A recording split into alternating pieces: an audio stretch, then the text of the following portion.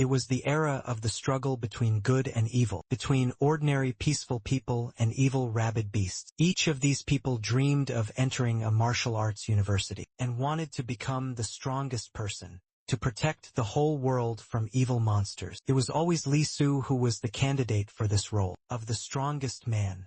The girls from his school liked him, because he was handsome and the best of their class. But the guy did not expect to face unpredictable events. Before the high school exam, why, having already completed 10,000 levels of key self-improvement, he still cannot lay the foundation for his abilities. The system notified me that the key purification had already reached a level that exceeded the boundaries of the control dimension. Of all of them, he was the only one left at the stage of chi purification, because all the other classes were already at the stage of forming the foundation itself. Li Su was mocked by his peers, who pointed fingers as he walked down the school corridors. No one could have imagined that their one before the entrance exams would become just garbage. They did not know what good it would do to lay the foundation. If Su himself was beneath them, this news quickly spread within the school, and everyone who heard it was very surprised. They could not believe that this guy was now showing such bad results. But the arrival of evil forces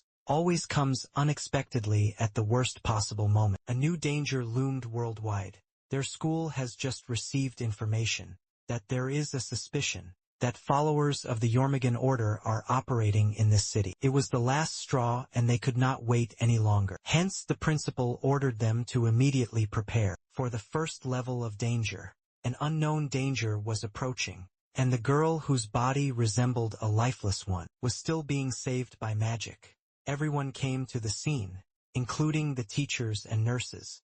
It was said that inferior beings would never have as much power as superior ones. These were the rules and laws of the world. Still, Su categorically refused to believe in them. He trained hard, did everything he could to improve, and went through something terrible, through 1,000 levels of self-improvement of chi. On this day, the hero's girlfriend swore to herself that she would always protect him, because together they could destroy all the monsters on their way. The city of Wuji was at peace, with the bright sun shining down on the tall skyscrapers, illuminating Kaiyuan High School. Li Su was in the restroom at number 8. It was not surprising, because he spent a lot of time there and trained hard, trying to improve his strength and abilities to a higher level. Soon enough, he decided to call it quits for the day. It was enough for now, and Su wanted to rest for a while. But before that, he wanted to try using magic again. He sincerely hoped that this time something would change, and he would succeed. The system noticed a student, Li Su, who was improving his chi, and statistics were being kept on his achievements. At the moment, he always had in his head the fact that he could not achieve what he wanted, so he did not enter the university, even though he had passed so many levels of improvement. But despite all this, the system gave an error, and the guy was surprised by this result. He was sure that at least something had to change this time, but everything was repeated repeatedly, and he made no progress in developing his abilities. Everything around him exploded once again, and the remains of his clothes, and everything else that had fallen apart before his eyes, began to fall on him. However, this time something changed. His power measuring bracelet also broke. He didn't expect it. Su didn't think that after the 10th level, it was possible to continue laying the foundation, and he was already after this breakdown. Su wondered if it was a fake and if his item was defective. Someone's voice was heard from behind the door. Someone was shouting at Su irritably, because he had already started bothering everyone with his training. Everything was exploding after his presence there. The head of his class ordered Su to leave the room immediately. His time for privacy was over. He opened the door, behind which stood a beautiful girl in a short skirt, holding a tablet with papers. She scolded the boy, because a bunch of students had already complained to the teacher about the noise Su made. So often the girl entered the ruined room. Looking around, she remembered how many times this month she had defended the guy in front of others, and if it wasn't for her, all his training would have ended. After the first explosion in the shelter, Lu Xing walked deeper into the room in amazement, looking at all the things the boy had done. She didn't know how to explain it. There were no words. The girl turned her gaze to the fire that had engulfed a particular area of the climate. After the explosion, She waved her hand to clear the smoke in front of her face, and asked what the young man was practicing here that had led to such a powerful explosion. He replied that it was the 5th time the level gauge had broken because of him after that. She asked him what stage he had reached, and picked up a pen to write something down. Lu Xing was surprised that he was still at this stage, but the level had already reached 1000. But she just smiled sweetly and said that he couldn't even lie, because everyone, including beginners, knows that the purification stage has only 10 levels, and the laying stage is above that. She wrote Su's performance on a piece of paper, along with the achievements of the other students, all of whom had moved on to the foundation stage. The guy wanted to practice some more, but Lu Xing said, "Everyone here needs solitude to get into a good university," and his time was up for the day.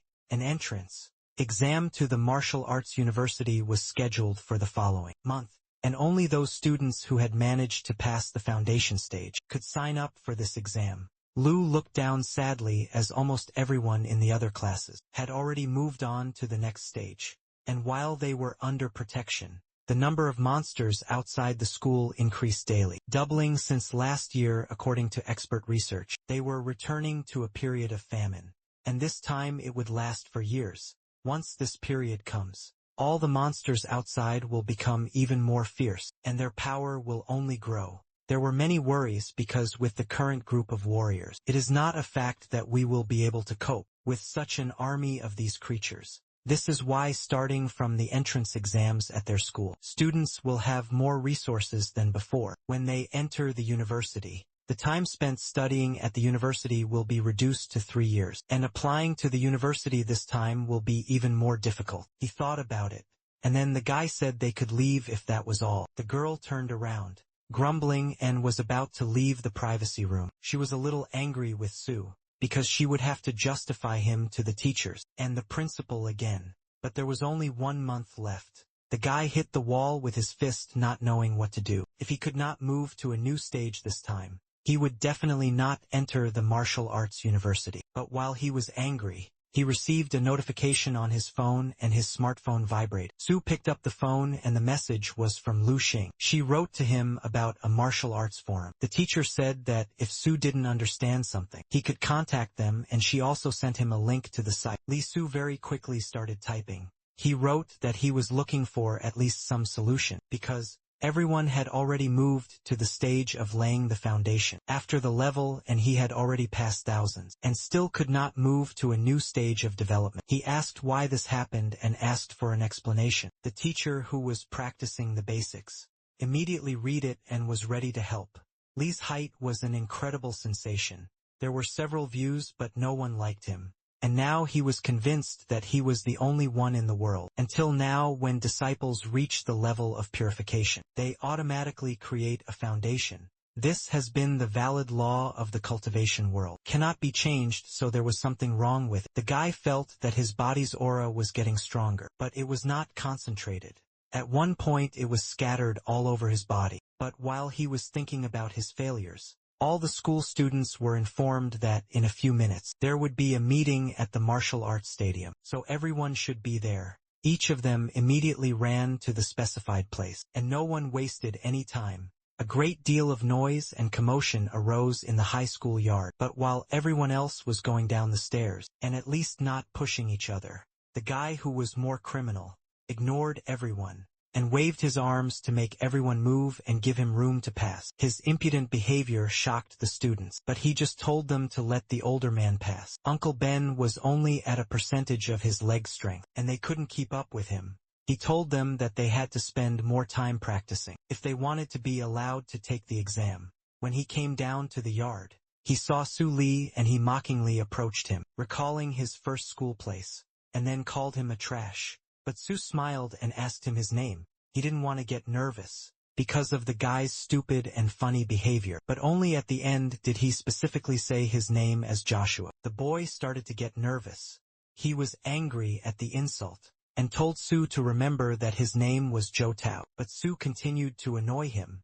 Joe was very angry with Su's behavior, but he could do nothing when Lee attacked him and beat him up again, as had happened several times in the past. This weak Zhou Tao was constantly looking for Su Li to fight him, but each time he left in defeat and new wounds from the guy. Someone even started to think that Tao was a masochist. However, despite his good physical fitness, Su had not yet reached the level required to enter the university, and news continued to spread through the school that Li was still in the clearing stage. When they heard this, they decided to deal with him and see how brazenly he would behave with them. Zhou and his company began to ridicule Li even more, pointing their fingers at him and accompanying him with insulting words. He couldn't even build a foundation for a foundation, so now Tao wanted to crush him, thinking he would be more assertive. These words surprised Sully. Zhou moved from the purification stage to the next in just a month, and everyone around him began to wonder where Li was. Now Tao came even closer, saying with an impudent, arrogant smile that the strong will always defeat a weakling like him. While they were in high school, Sully was constantly held up as an example to everyone. Zhou was no exception, and he was always unhappy that Li was considered better than him in everything. The girls who liked Zhou rejected him because they liked Sully better. He was ignored by his teachers and rejected by the girl who liked Tao so much. And all because of this lowlife Li. Tao suffered all this time because of him. But Li threw his hand off and hinted that he hadn't tried hard enough. So Li himself was not responsible for his failures. These words finally pissed Zhou off. He was already boiling with anger at this guy. Clenching his hands into a fist, Vic angrily attacked Sully and told him to pray that he would never see Uncle Ben in his life. Again, Sully realized this was the stage of laying the foundations. It was powerful, and he prepared to defend himself. Zhou Tao struck Su but would not give in to him. He continued to defend himself by covering his face with his hands. But despite all his confidence, anger and rage at Li Zhou was thrown right into the wall, which was now shattered by the powerful impact. By then, a lot of people had already gathered there. His company started asking how Zhou was doing, and if he was in much pain, while others just stood back in shock. Suli was pleased that he was able to put him in his place once again, because he was so confident. Now he was lying there barely conscious. Somewhere on the side, many people were shocked by this. Su beat up a person who was in order of magnitude higher than himself, and after that I was calmly going to leave. Still they shouted after him that he was just running away after beating up a person. There are witnesses everywhere who will tell the teacher everything. But Su didn't care in the least.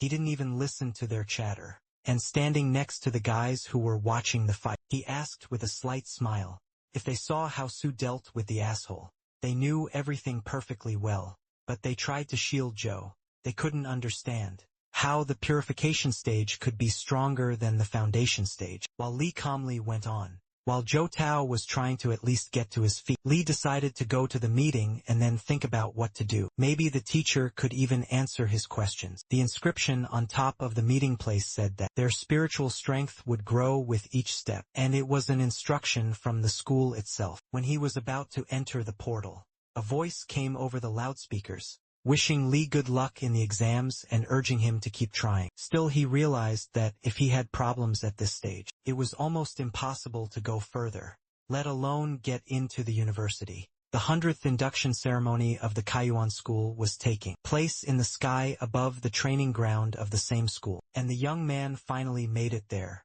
After walking a little further, he met many people, and soon the teacher and the boy came closer to him and greeted the man. Sun Hueda was the curator of the third-year group, of the third year of school. He asked Su how his month of solitude went. When the guy was already standing next to him, I laughed awkwardly and said he had encountered a minor problem. Sun Wei adjusted his glasses and was about to examine Su's progress during this period. Almost immediately after these words, they were enveloped by a blue lightning bolt that shone brightly, which is how the student's performance could be viewed. The breathing was very hard.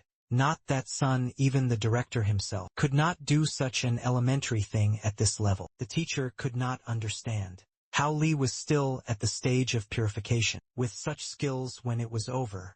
Sully looked at the teacher and suggested that he do something with his hair, because there had been a breakthrough in technology, and it could be saved. But Sun Hueda took offense to this remark, hit him in the face with his folder of papers, and added that he should take care of himself instead of looking after someone else. In a minute they were talking calmly, The martial arts university had already met them, but there was only a month left before the exam started, so Su had to hurry up and move on to the next stage. Otherwise, he would have to change his major. The teacher reassured Sully that he shouldn't worry about it so much, that everything should work out by itself, and that life would not end there.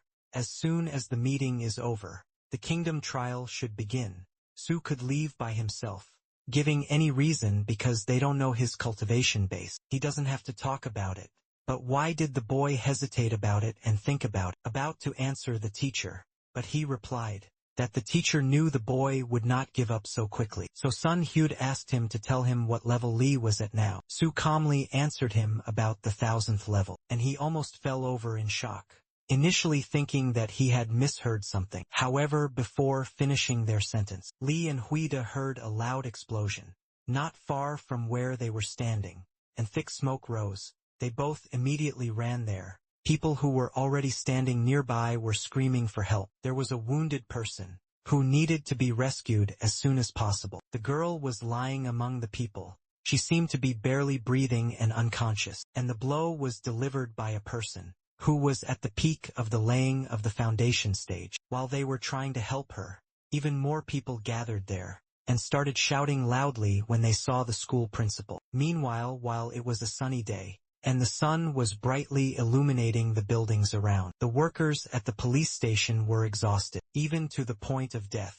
One of them even asked to oversee everything instead of him, because he hadn't slept the previous night, and was sitting comfortably in a chair, about to nap, but the employee wasn't so happy. Kaiwan High School has gathered the strongest, so it is unlikely that anything terrible will happen soon. But they noticed suspicious people outside their building, who had never been seen before. So they asked to see their student cards. But their leader did not tolerate this attitude and broke the window, then sharply attacked the policeman and began to choke him. The force was a ticket to anywhere. The policemen were struggling to reach the radio. They needed to inform others immediately, but he failed. And one of the gang members was holding a stone in his hand, which he was going to throw at his victim. When they heard his last breath, they broke into the room with the whole gang, leaving a trail of other people's blood behind them. Meanwhile, everyone at the meeting noticed the director approaching, them flying on a golden sword, which could only be achieved at the level of a golden pill. Wu Dfa finally got down on the ground before his students. While they admired him and dreamed of reaching the same level as him, he walked closer to the crowd, among whom was a barely conscious woman, whom Sun Hueda had tried to save. Her clothes were torn, there were many scratches on her body, and she could barely breathe. Wu Def's director ordered him to help her. First, he said, they suspended the 100th Martial Arts University entrance test ceremony. All the students were shocked, because something severe must have happened if such a meaningful ceremony had been interrupted. And this was the first time such an order had been given since the founding of the Kaiwan School. Many people immediately began worrying about their entrance exams, and hoped this decision would not affect their results. But looking at all this panic, the principal said all students should behave more restrainedly. The school has just received word that the Jormungandr order, which reigns in the city, is involved in the situation. In order to ensure the safety of students, free entry and exit to the school were temporarily closed. He asked them not to act like heroes, and to think about the consequences. Each curator must monitor the safety of students and follow clear instructions. Chaos broke out among the students. They started running, tripping over each other. There was a complete panic. This order was ready to do anything to get its way. They even dealt with cultivators extremely easily. No one knew why they came here, and everyone hoped this horror would end soon. Sully was also standing in the crowd when someone grabbed his arm. The guy turned around to see who had done it.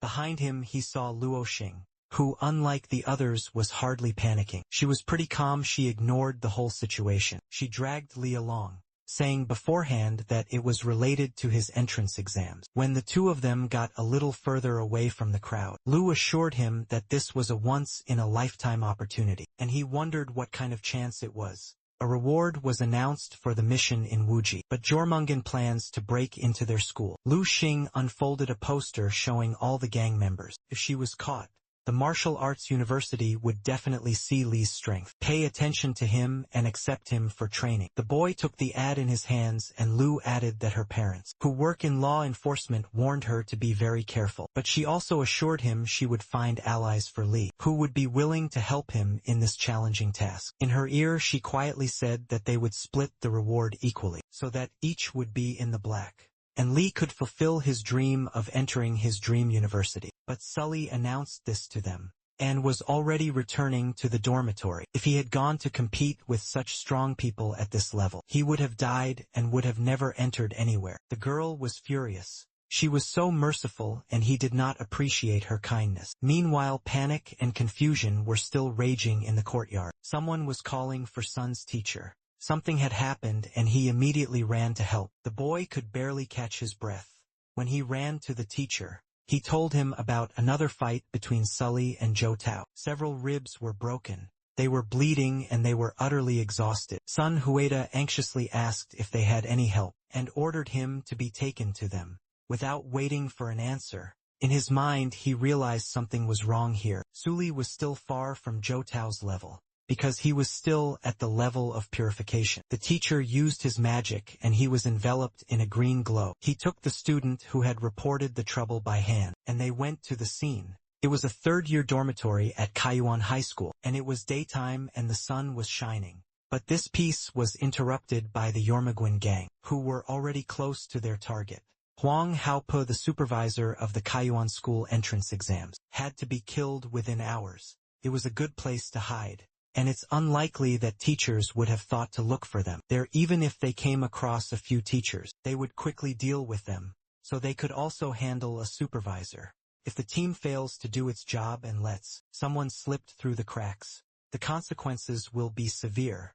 On the orders of their commander, they broke free as if from chains and ran to fulfill the mission. Sully was sitting alone in his room, holding his phone, when he suddenly received a notification about a new comment on his post. He was happy about it. You could tell that his post was becoming popular, because there were already comments. Minhui was on the other end of the call. He was already at the martial arts university, had a basic level of cultivation, and did not understand how Li's level could be at the purification stage. To begin with, I had to understand that when a person reaches a level, despite the strength of the training, the foundation will still be formed, and the transition to a new stage will be made. And if it is true about its 1000th level, then its energy is considered an inexhaustible source. Su suggested that, in this case, he might be invincible. Nevertheless, Menghui proposed verifying this information's accuracy with a device that measures energy. Hui didn't understand why he had to respond to such messages from applicants. He thought they were abnormal. Sully was completely disillusioned. No one believed him, and he was desperate. After sitting a little longer, the boy left his room, opened the door, and looked around. Surprisingly, it was too quiet here. Rarely did you ever see such a thing. The guy walked through the empty corridors. He decided it would be better to go to a safer place. If the Yormaguin order had appeared while Su was still unsuspecting, one of the other officers was already standing in the hallway, listening when he heard someone's footsteps and stopped. He came here, confident that there would be no one else in the dormitory, and that he would be able to do his job in peace. Su looked at this guy in surprise, remembering where he had seen him before, because he was sure that they had definitely met somewhere before. He calmly exhaled that he was in uniform, because he would have been caught otherwise. Li walked by thinking that such uniforms were deducted points, but when the guy was already far away, Wang remembered that he forgot to cover the tattoo. So Su. Li could guess who he was. He shouted something to Li as he entered the main corridor of the building. Su calmly turned around, thinking he had decided to start a fight with him, but did not know why Wang. He only smiled wickedly at this. He summoned his magic. There was no other way out in this case. You had to kill the guy so that he wouldn't turn him in. Wang, he was approaching Su, and if he were to encounter him at his level of purification, he would definitely not be able to survive there. Li noticed that the mark on the stranger's neck was very familiar, and he recognized it. It was the badge of the Order of the Yormaguin. Wang, he was already very close. So close that Sully's eyes were already panicked. Your Maganda member did not hit the guy. Su successfully dodged while he was trying so hard to kill him. They looked at each other and Van flew straight into the wall, punching a massive hole with his fist. Su looked over there. He was at the peak of laying the foundation. If he hit, I would die. Wang He quickly turned to his victim and was about to finish him off. Li would not even be able to defend himself usually against his power. It was over. But something strange started to happen and the guy held his breath. There was a frantic surge of energy that had a blue tint. Wang He was about to kill the guy, being several dozen times stronger than him. But Sully managed to fight back very well. He didn't know how he did it, but the main thing was that he did. He was no longer sure that his opponent was at the level of chi purification. He had not encountered such power, even among the representatives of the Golden Pill. This angered Wang He, who became even more enraged and was now ready to kill his opponent. Yormagana members would use his most powerful magic, the Meteor Lion's Fist, to end this battle and emerge victorious. He was sure that this time he would definitely succeed. In killing the guy, Sully had no choice but to hold the line and stay alive for as long as possible. But Wang was a little confused, as if his strength was being taken away from him, as if something was sucking his energy. Only now did he realize that the guy could have inexhaustible energy to resist his enemies for an extended period. The two opponents fought hard, and despite Sully's much lower level, he was very skillful in defending himself against the attacks, and then was able to strike a strong enemy. Van bled, but then the man flew high, which shocked Sully. Wang He was unconscious, lying in a pile of stones that had fallen from the wall he had flown into. Sully did not understand what was wrong with him, or how he had defeated such a strong opponent. For a while the boy stood steadfastly watching Wang He. The guy was walking in circles, thinking about what had just happened, and he couldn't figure out how he had defeated a strong enemy. But then, the young man got a message from a guy at the martial arts university, saying that he had inexhaustible energy, and maybe that was the point. To top it all off, Van's blood started boiling during the battle, and if he had taken some medicine, he could have had a heart attack. Su concluded that this was the case. He thought he was lucky, but Li also decided it was better not to leave him here, as the allies might find him. So he took him by the hair and dragged him along. First we should hide the body, and then Su would go to Sun's teacher to discuss everything. At this time, the teacher arrived at the school building with his friend Tao. Another friend stayed with Tao to see if he would get worse. Sun Hueda looked at Tao in shock, not knowing what could have caused such a destructive force. The boy could barely breathe, so the teacher gave him a unique pill to help him feel better. He ate it, and Sun asked what had happened, and put his hand on the student's shoulder, while the medication was taking effect, and the wounds were gradually healing. Tao told him that he and Sully had had a fight. He didn't think I would be so severe, and when Tao realized everything, he had already been pushed into the wall. Sun Huai could not imagine that the third stage of laying the foundation would come from a person at the stage of chi purification. It is simply impossible. His friends also knew about their levels, and didn't know how it could happen. They thought he had set it up to win and demanded punishment for Li. But the teacher had been teaching them for 3 years, so he knew they were capable of more. Who had told him to take Joe to a safe place and that he would take care of everything, so they said goodbye and left. The latter was catching up with his friends, and the teacher looked around, hearing footsteps behind him and questions about his person. The woman who had approached him stood beside him, waiting for an answer. Sun began reassuring her, waving his hands nervously and telling her everything was fine. She said that the director had upgraded the mission to rank A. The killers had reached the 3rd level of laying the foundations, and they were carrying lethal weapons. It was really something serious, and a rank mission is no joke. There have been very few such missions in recent years, so Jormungand was well prepared. The teacher went into the room and watched the CCTV cameras. Zhou Tao knew that Li was in trouble, but he rushed into the fight anyway. What the teacher saw on the screen shocked him even more. Li's strength was super robust and comparable to Zhou's. These were sudden blows that he delivered, and the energy was powerful. A sudden burst of energy LED to its critical value, and a random impulse that could defeat an enemy in one blow, even if he had a much higher rank. Such case existed.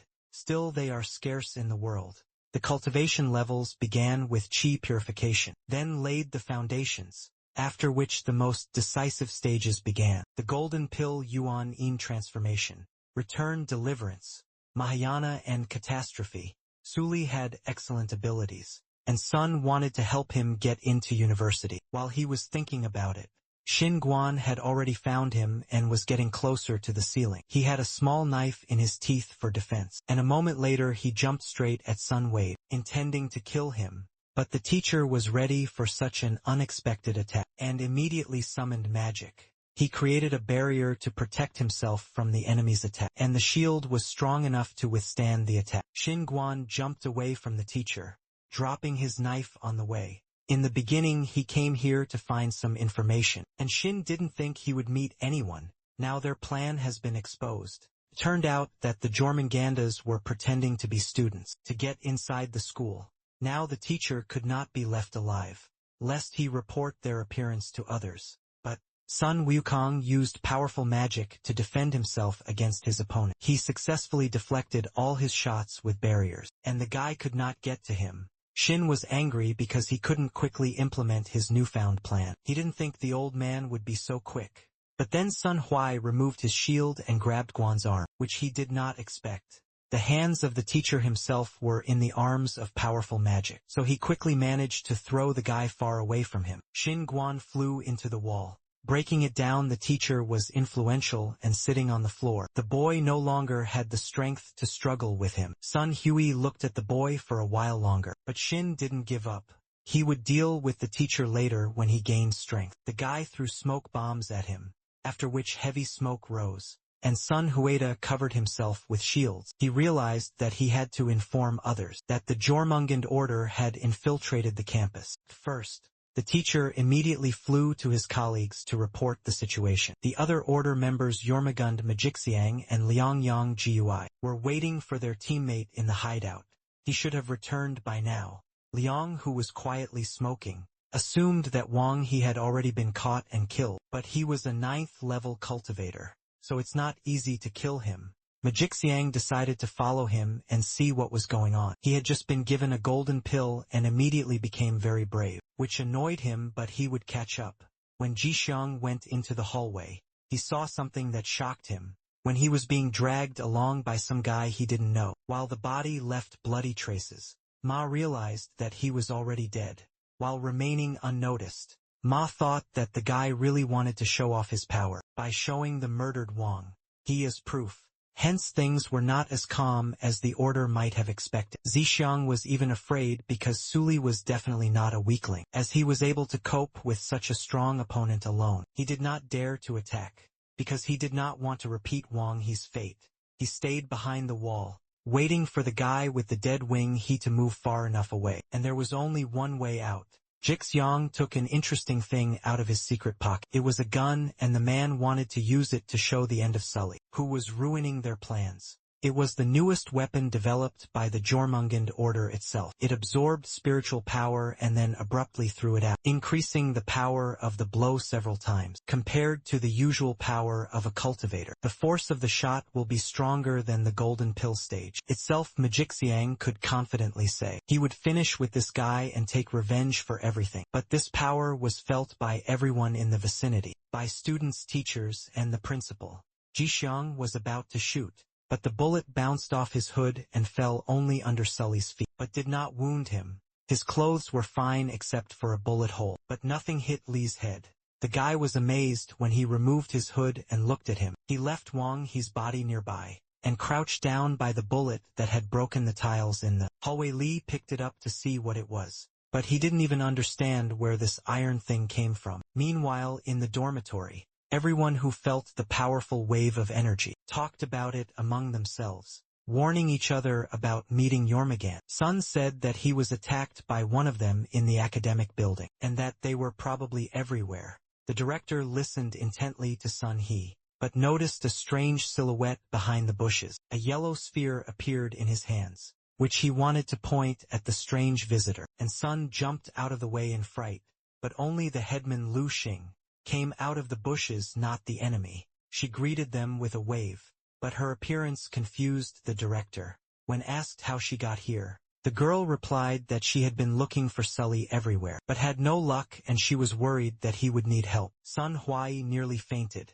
when he heard that Lee was still in the dormitory. Most likely he had already run into someone from Jormungandr. The teacher immediately went there, but was asked not to act recklessly. A person with such energy was at a very high stage, so he should not go there alone. But he was serious. One of their students was still in the dormitory, where he was in danger, so they needed to save him immediately. Sun was convinced that I had extraordinary abilities still. Even if he used the same technique as Joe, it would not help him against such a strong opponent. But the principal came closer, and coughed to get the teacher's attention.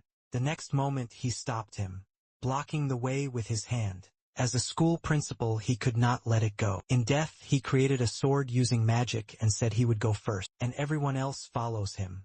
It's the right thing to do and the safest thing to do. With this composition, they went to rescue Sully, and the guy standing there with the iron ball in his hands noticed the one who launched it. Jishong panicked. He didn't know where to go, and running away was not an option either, because it would be too suspicious. He failed, so he had to come up with something immediately, but nothing came to mind. Jishong had already run through the scenario of his death in his head. He was sure that the guy would not let him die in peace, but would torture him for a long time. Su didn't understand what Ma was doing. First he threw an iron at him, and then he started beating himself. Did he really think that I would start running away from him? Su clutched the bullet in his hand, looking at the unknown person. Jishong stood frightened in front of Su. He couldn't even hold the gun properly because his hands were shaking, and Lee didn't know if he would win against this stranger, but he couldn't leave it at that either. He decided that this bullet would distract him, and then he would attack and strike. Lee swung hard, throwing the iron toward Ma Shixiang. The bullet flew at him at breakneck speed, and he helplessly screamed for help. Unable to move even a finger, he didn't know why he couldn't move, and just stood there on his own 2 feet. The bullet hit him directly in the forehead, shattering May's glasses. Lee watched in amazement and did not understand how he was doing. Perhaps he had some talents he had not noticed before. It was hard to drag one along, and then another jumped out of nowhere. But before he left, Su noticed something that fell out of Ma's hand. He immediately ran up to him. The pistol looked unusual, and the guy carefully examined the weapon from all sides. It looked good. So Su decided to keep the gun for himself if it came in handy. Liang Yanghui was already there. He had no idea how this guy managed to deal with 2 members of the Jormungandr order so quickly. He realized that fighting one-on-one was risky, and leaving was not an option, because attacking from a hiding place would not do anything good. Suddenly Liang Yangwei heard someone's voice, asking if anyone was upstairs in the dormitory, and he realized that he had to leave as soon as possible, because he would definitely be finished. Su didn't know what to do. Even though he recognized his director Wu's voice, he didn't want them to see it. The guy started thinking about what to do. He came to a conclusion in a few seconds, and he decided to improvise. You need to make it look like these 2 attacked each other. So the boy put their bodies closer together. Soon the picture of the murder was complete, but then director Wu Def appeared. Imagine his surprise when he saw Sully, who asked him what he was doing here. And the guy felt uncomfortable and didn't know what to say to him. Meanwhile, a powerful explosion occurred in the building. Smashing a window, Liang Yanggui jumped out of there, trying to escape, and landed successfully. Even though he jumped from a high floor, the guy looked around the dormitory thinking of a plan, and a moment later he walked into the room, put his hand on one of the walls and summoned magic. He quickly realized what to do next and set to work. Something strange began to happen, but none of those present attached much importance to it. Liang realized he needed to sort things out, to put everything in its place. A giant dragon appeared from a strange portal. His eyes were filled with anger and madness. Su was surprised to see so many people come here. He thought it was the end for him. Now they would understand everything. The director asked Su with a serious face about everything that was happening there. He was holding a golden sword with magical properties. Su Li covered himself with his hands, claiming that it was all a mistake and he had nothing to do with it. The guy covered himself even more tightly with his arms. Su was very scared. He feared the director might do something. Suu was only at the stage of purification, so Udafa thought that someone else was involved in the deaths of these 2 people. The director paused, standing next to Su. The director told him to leave immediately, because he could be in danger in death. He worked his magic with the help of it. He determined the level of the two dead people, but the fact that someone had killed them both at such a high level remained strange. He examined their bodies, which surprisingly had not been transformed, and many scars were visible, indicating frequent beatings. They took nerve-stimulating drugs all year round. The blow that Ma Jixiang received was fatal, and a person had to be at the level of a golden pill to be able to do that. So he concluded that Li had nothing to do with it, and when Wu Dafa looked at his neck, he noticed the marks of members of the Jormungand order. He was going to examine the bodies more thoroughly, because they couldn't have come here just like that. So the director wanted to find at least some more clues. He took out various pills, including Sijui Dabu and Tanglin, but it was all wrong. Li said that he was very uncertain and should give it to him. If he didn't need it, it may come in handy. But when Wu Dafa reached into the pocket of Wang Hai's pants, he found a strange thing. It was a tetragonal seal, and no one else knew how to open it except specialists. The material was very dense, so it would be impossible to break it. He gave it to Hueda's teacher, and then the man had to send it to a laboratory, where the seal could be broken. But the seal fell off during the transfer. Due to carelessness and excitement, it hit the ground making a loud sound. Sully froze in place looking at it all. After that the seal hit his shoes. The director realized that the thing was most likely already broken. Everyone looked at him in amazement. Sun Hueda thought it was Sully's energy raging again. The guy didn't know how to explain it, so he made excuses. Would have said it was tricky to open, so I did not know why it was so easy to open the seal, and inside it was a communicator. But the director quickly took it away from him before Li could finish. The code was not supposed to be too complicated, so the director could quickly figure it out.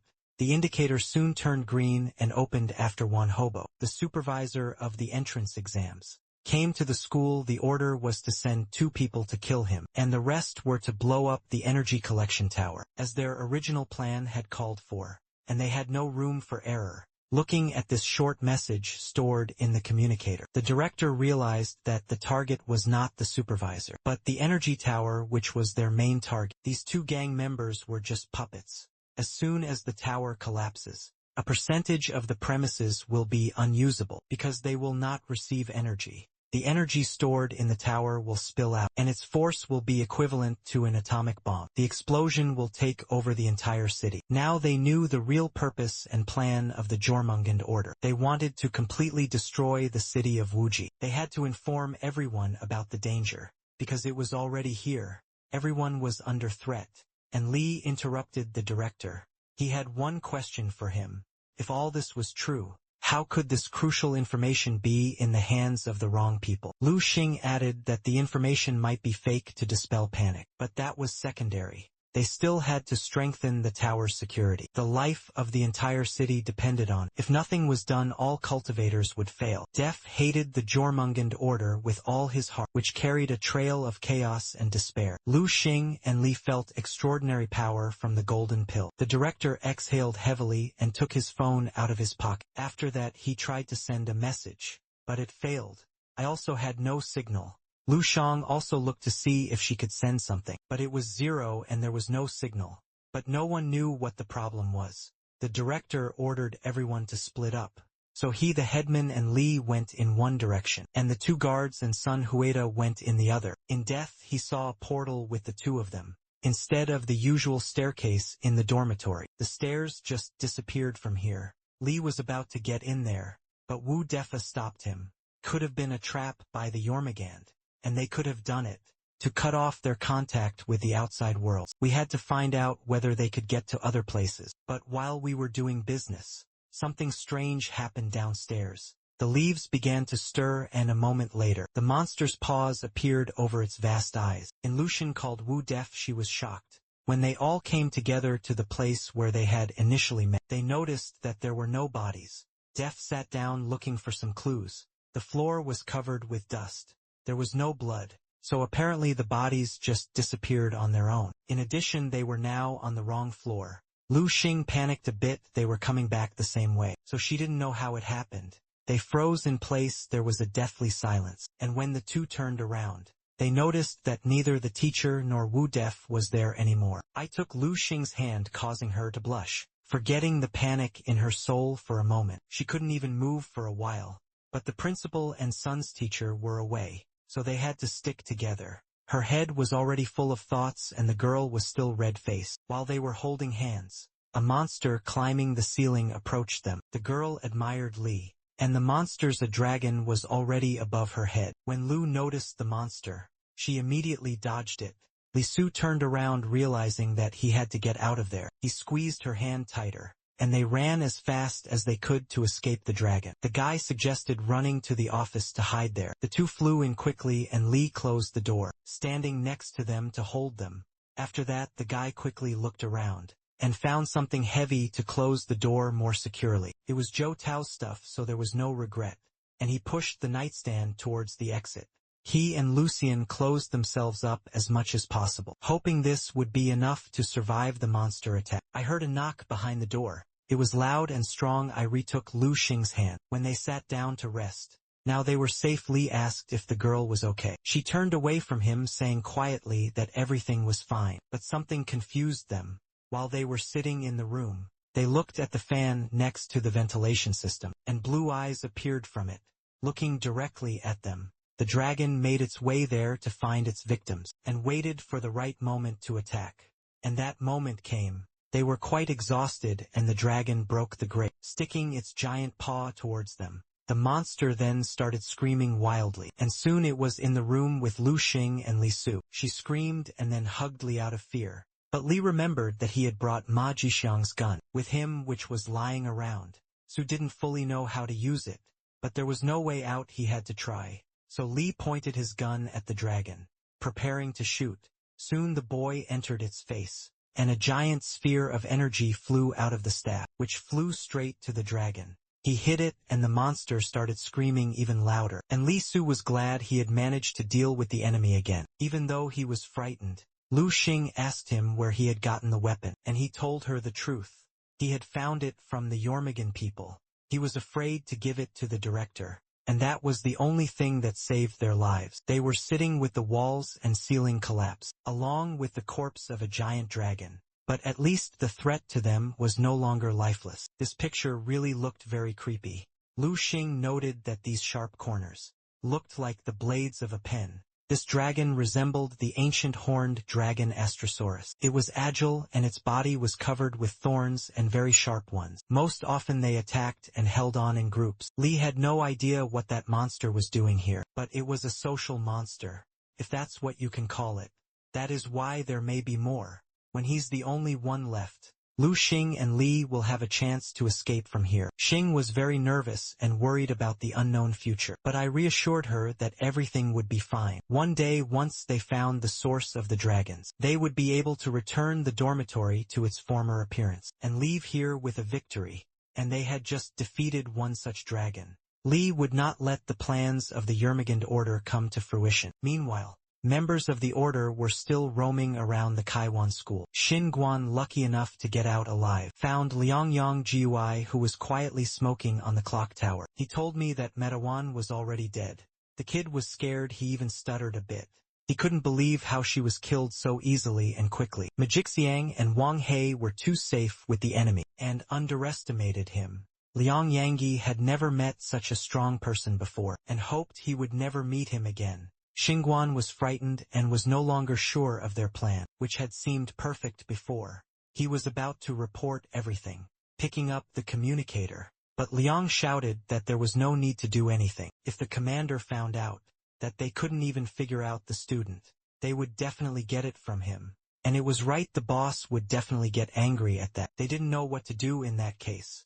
He hadn't seen the commander in action, and if they didn't complete the task, they would be in trouble, and Xinguan was shaking with fear. But Liangyang Jiui approached and calmed him down, saying that he had lured the school principal, Wu Def, and his students into a trap so they would not be disturbed. If they complete the task, no one will even remember Wang He and Mei Jixiang, so we need to get to work. Time is running out. Liang showed a hologram of the school's premises, and said that now was the perfect time to attack and complete the mission. Meanwhile, the dragon had already encountered traces of the people's presence, and each time it came closer to the place where they were hiding. Sully listened carefully to every sound, putting his ear to the door, At this point, they decided to start their escape. Lee heard a strange sound that indicated the presence of the enemy, so he opened the door immediately after that. The guy shot him in the face, and the two of them ran as fast as they could from the dragon, which was ready to attack. But when the ball of energy hit the opponent, his head flew immediately to the other side and he screamed in pain. The scene in the dormitory was as follows. Wu Dufa and Sun Huida were on the 8th floor. Lu Xing and Su Li were on the 2nd floor. And the portal was at the very bottom. It was strange much time had passed. And Sun Huai and the director could not determine their whereabouts. The director himself was most worried about his students. He put them first and he had to find them, because it was not known what danger awaited them. In the corridors of the dormitory, the two of them were not yet in a position to fight a powerful enemy. But when the director opened the door slightly, he noticed two dragons behind it, looking directly at them with their eyes, and waiting for them to come out to them. But Wu Dufa immediately used his own magic to repel the enemy. They agreed that the principal would deal with the dragons, and Sun Huida would go ahead and look for students. Def got a sword for defense. His opponents were strong, but he had powerful abilities. He told him to go to hell and then severely cut the dragon's head. Sun White had determined they had to go down now, and both dragons were dead. They hadn't sweated like that in a long time, but they had enemies to deal with and students in danger to find. So they decided to reunite with the help of magic. A man sitting in the school corridors was terrified. He was waving a small lantern with him, and his body was shaking with fear. He was afraid of dragons, but since he didn't have any weapons, he couldn't really do anything. And he screamed even more when the monster came closer to his face. But while he was cowering somewhere in the corner, the dragon was already dealt with. The voice that made him open his eyes told him that he was safe and could get up and leave this place. It was Lu Xing and Li Su. The girl held out her hand to the man, calming him down. The gun Li found was really very powerful. That guy burst into tears. He was so happy to be rescued. And Li and Lu Xing were there that he recognized him. He explained that he remembered Sully delivering a speech at the last university graduation ceremony, where he had always been an example for other students. They talked for a while the dragon lay in the puddle of liquid, but they were still confused about why this guy was still in the dormitory. He had been repeatedly warned to move to a safer place. He laughed awkwardly and said that he had overslept. When he wanted to leave, he was suddenly met by a monster. So he could not leave. They stood up and smiled, telling him to follow them and keep up, and together they would get out of there. The three of them went down the stairs, looking around cautiously. The company looked at the blue portal behind the dormitory stairs. They looked into it, but what was there frightened them, especially the new boy whose hair stood on end. There were a bunch of dragons in the portal they had just met. Li Su told the others that he would go first, but if he didn't return in a certain time, they should immediately leave this place and go far away. Before stepping into the portal, Li gave Lucian a pistol from the Order of the Jormungand. If she was in danger, she could use it as a defense. She wished him luck as she took the weapon in her hands and told him to be careful. The guy knew that he had to be very careful and act carefully. They had been sleeping for so long that when they woke up suddenly, the guy came even closer. It seemed that this portal was the main reason for these creepy dragons' appearance in the dorm, so if it was destroyed, the problem would be eliminated and everything would go back to normal. But when Sully went further in, he felt someone's eyes on him. He froze for a moment, and the red eyes of another enemy looked down at him. He started waving his paws, trying to grab the boy and injure him so he could finally kill him. This giant monster threw the guy back. When it stepped on the ground and started to shoot at him, the dragon continued to fire, looking at his enemy, who could not yet stand up to defend himself. Lu Xing and the boy standing next to her were very frightened, though the latter almost fell over in fear, and Lu tightened her grip on the gun Li had given her before leaving. Although the guy flew away from the montage, he landed on the ground more or less successfully. It also turned out that the portal didn't transmit sounds, so no one would have heard it even if Li Su had been shouting loudly. We had to make an immediate decision, or the monsters would wake up and Sully's life would end. The boy gathered his strength and wanted to hit the monster, to at least shut it up so that it would stop screaming. A colossal dragon was approaching Sully and was about to kill him. The boy's strength disappeared when he touched the dragon's body with his hand, and now he did not know what to do. The guy desperately tried to think of something, but the dragon pushed him into the wall, and did not allow him to escape. Lu Xing already realized that Suli could not compete with such a strong opponent, and the boy almost lost his soul as he watched them. She needed to calm down. Suli was in danger, and she was the only person who could protect him, because she was the one with the gun. This red-haired monster is very different from the previous ones. Its outer shell cannot be broken through on its own, and a normal attack will not change anything. She decided to act immediately. She had to save Li Su. So she took the gun with both hands and was going to shoot. Lu Xing managed to hit the dragon, attacking the boy several times. The dragon got angry and looked around to see who had hurt him, getting hit in the paw by bullets. But the girl couldn't even say a word. Nothing came out. He wasn't lying wounded as she expected. He just got even angrier. The guy shouted at the top of his lungs to tell Lu Xing to run away, that if she stayed there she would die. But the girl was confidently walking forward, not going to back down. Lu Xing confidently holding the gun even though she was scared. The boy grabbed the dragon by its paw. It was tough to hold, but he tried his best. The dragon was about to attack her, almost reaching out with its teeth to touch Lu Xing, but he closed his teeth and couldn't bite it. Thanks to Suli, the monster turned around unhappily, looking at his problem and the obstacle that prevented him from reaching the girl. He was his enemy and rival right now, so he couldn't be distracted. Sully wanted to end this battle now, so that it would not drag out for too long. The dragon was shocked when the boy began pulling him into the portal. As long as all the dragons were in his vicinity, Sully made every effort to win. He gathered all the power in his hand and was going to throw the sphere right at the dragon. It was almost the only way to end it. There might not be another chance. Suli tried to close the portal from which these monsters came to them, so he came even closer to it.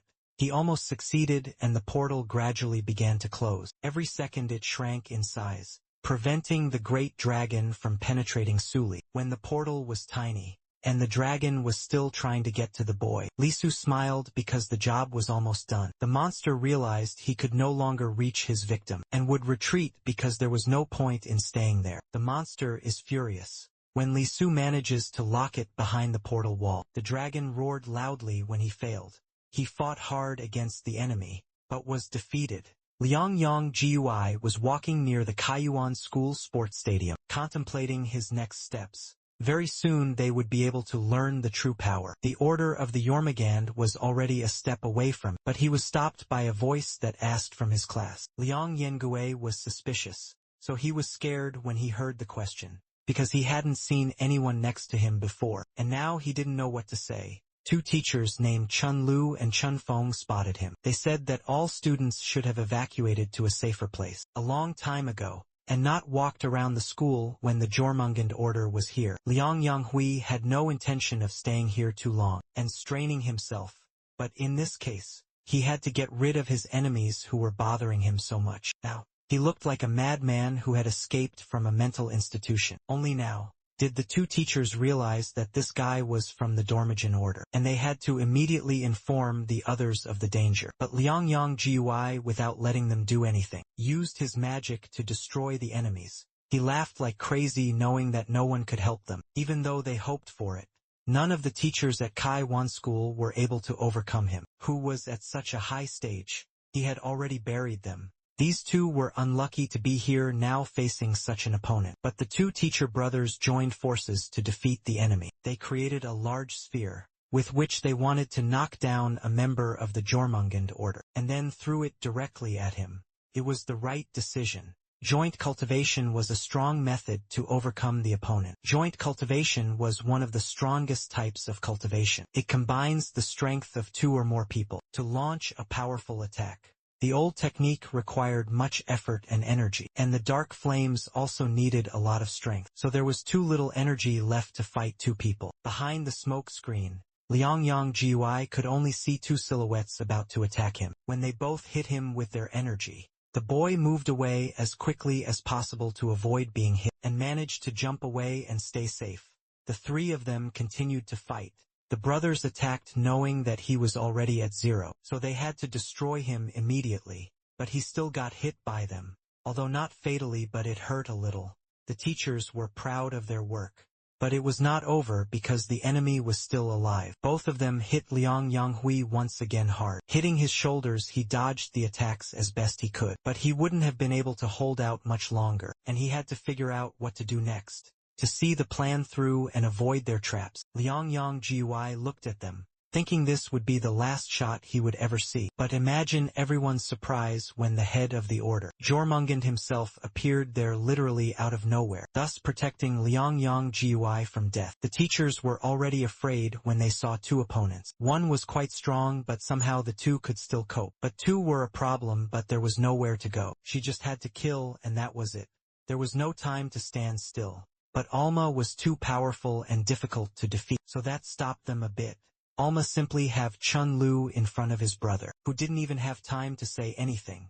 His lifeless body fell to the ground. My brother screamed. He was unable to fight the shock. He was a close person, with whom he had walked side by side throughout his life, and then he was killed in front of him.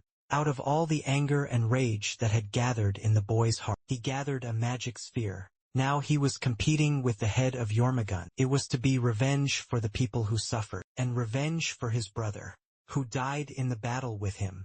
But he went to the other side to his brother, and as soon as he got closer to Alma, he struck him and only pieces of his body remained, which fell to the ground next to Chun Lu's body. Liang Yanghui stood quietly next to him, looking at the commander. He hadn't expected him to come, and now that he didn't know what to expect for the unfulfilled mission. He was at the level of the golden pill, which was considered an intense stage. The commander was furious and went straight to Liang Yanghui. Li Su, along with the stranger and Lu Xing, sat and rested because everything had fallen into place. In the dormitory, they defeated the dragon and closed it in the portal on the other side. The strange spiritual power disappeared, but now the connection is back. And the director received a notification on his phone about the payment arrears. He was asked to replenish the account on time and not be so late anymore. They had been closed here for too long, and it was hard to imagine how far Jormungand had progressed. In his plans, he had to get all the teachers together as soon as possible. Director Wu De ordered Sun Huida to gather all the teachers together near the tower immediately. For now, the energy collection tower was still in perfect order, but it was threatened from all sides. All the teachers from the Kaiyuan school flocked to the tower, flying in on their swords, waiting for the meeting to begin. Specialized teacher Lu Chun spoke first, asking if everyone had already received the news from school principal Wu De about the tower's defense.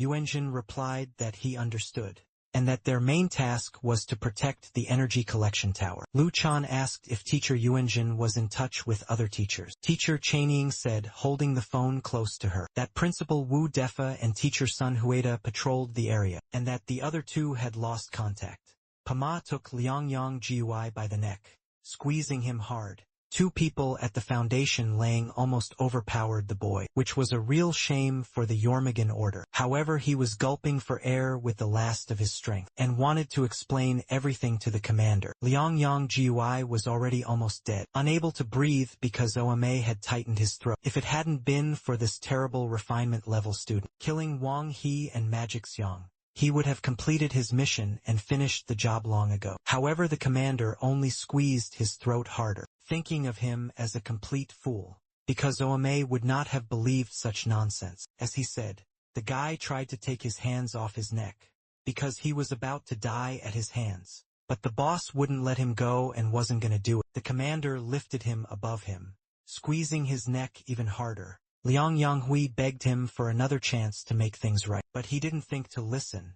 When everything was almost over, the guy picked up the communicator in his pocket with the last of his strength, and said there was very little work left to destroy the energy collection tower. Commander Aoma smiled. He was still at least capable of something, and perhaps he could be useful. So he decided to let him go and let him finish the plan. Alma finally let his subordinate go to the ground. Liang Yanghui fell down greedily, grabbing for air. The commander decided to leave the entire tower on him, showing the hologram so the guy could make amends. Liang Yanghui couldn't even answer him. It was too hard to speak, so he just tried to breathe. When the commander approached him, with a smile that seemed quite gentle, he was very surprised and did not know what to do. But then he smiled wildly, and it was even a little scary. The commander gave the order to plant the last bomb in the tower, to destroy it anyway even if he died, because only in this case would the task of the Jormungand order be finally fulfilled. Liang Yang Gui stood beside him frightened, quietly replying that he understood everything, and would fulfill the mission. The next moment, the commander used magic while still holding Liang Yengui's shoulder. Meanwhile, in the Kaiyuan school dormitory, the principal met with the teachers, Sun Hueda and Suli, but they were worried about Lushing, who was not with the boy, but he calmed them down immediately, saying they had run into another student in the dormitory. Lu Xing had walked him to safety, so she was okay. Li Su was sent to report to the director, and then they asked if anyone was injured. Li Su replied that everything was just fine. A portal was found under the dormitory, and after it was destroyed, the entire building returned to normal, so there was nothing to worry about. The principal was surprised when it came to the portal. Most likely someone used a connection with space, so it was not surprising that all these monsters appeared. On the school grounds, the principal praised the boy, saying that they had done a good job, but he and his teacher Sun Hueda had to go to a meeting of all the teachers at the tower. Yudifa told the students to go immediately and hide in a safe place, and they flew their swords to the others. It was too dangerous to be outside, so they needed to get to a safe area as soon as possible. Li Su did not want to meet the members of the Jormungand group again, so he ran to the shelter, and Xinguan, who was watching from above, felt the Wang He energy from this student, who was still at the stage of qi purification. But the boy could not believe that this man had killed Maji, Xiong and Wang He. He was too weak for these two powerful cultivators, but he had to make sure anyway, so Xinguan jumped down to Sully. The boy noticed and heard someone's presence nearby, so he stopped momentarily, but did not turn back. Xinguan claimed that Sully's body was actively emanating Wang He's aura. Sully looked at him in surprise. This guy wasn't a dog, so how did he smell this aura? But he had to not pretend that he knew anything at all. Xinguan folded his hands before him. Looking at Sully, he was angry. His teammates Maji Xiong and Wang He were too careless with this guy. But Guan was not going to forgive him for killing them. Anyone who dares to disrupt their plan must die. And it was then that Sully realized he was dealing with a member of the Jormungand group again. When Xinguan was about to use his magical powers, Li realized he could no longer see anything through them. Everything was covered in a veil of fire. The boys were not solid fog, but small particles of spiritual power, and he felt as if he was enveloped by a barrier. Unable to move, each person's spiritual strength is unique. It depends on their daily lifestyle, habits, and cultivation methods. Wang was strong in physical cultivation, so his smell is mixed with sweat.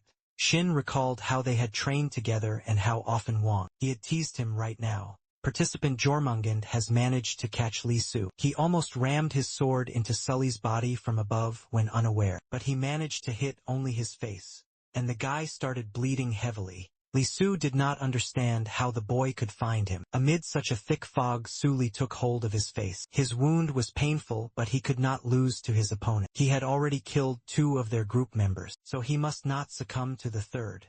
If he remembers correctly, most trees planted near Kaiwan are excellent guides. It was the flowering season. Sully had wiped the blood from his face. He turned to the trees for help. Xinguan looked at him, not understanding what he would do. It all depended on how well he could smell the smell. Syria was not doing so well, because everyone was now mixed, and it was impossible to make out anything.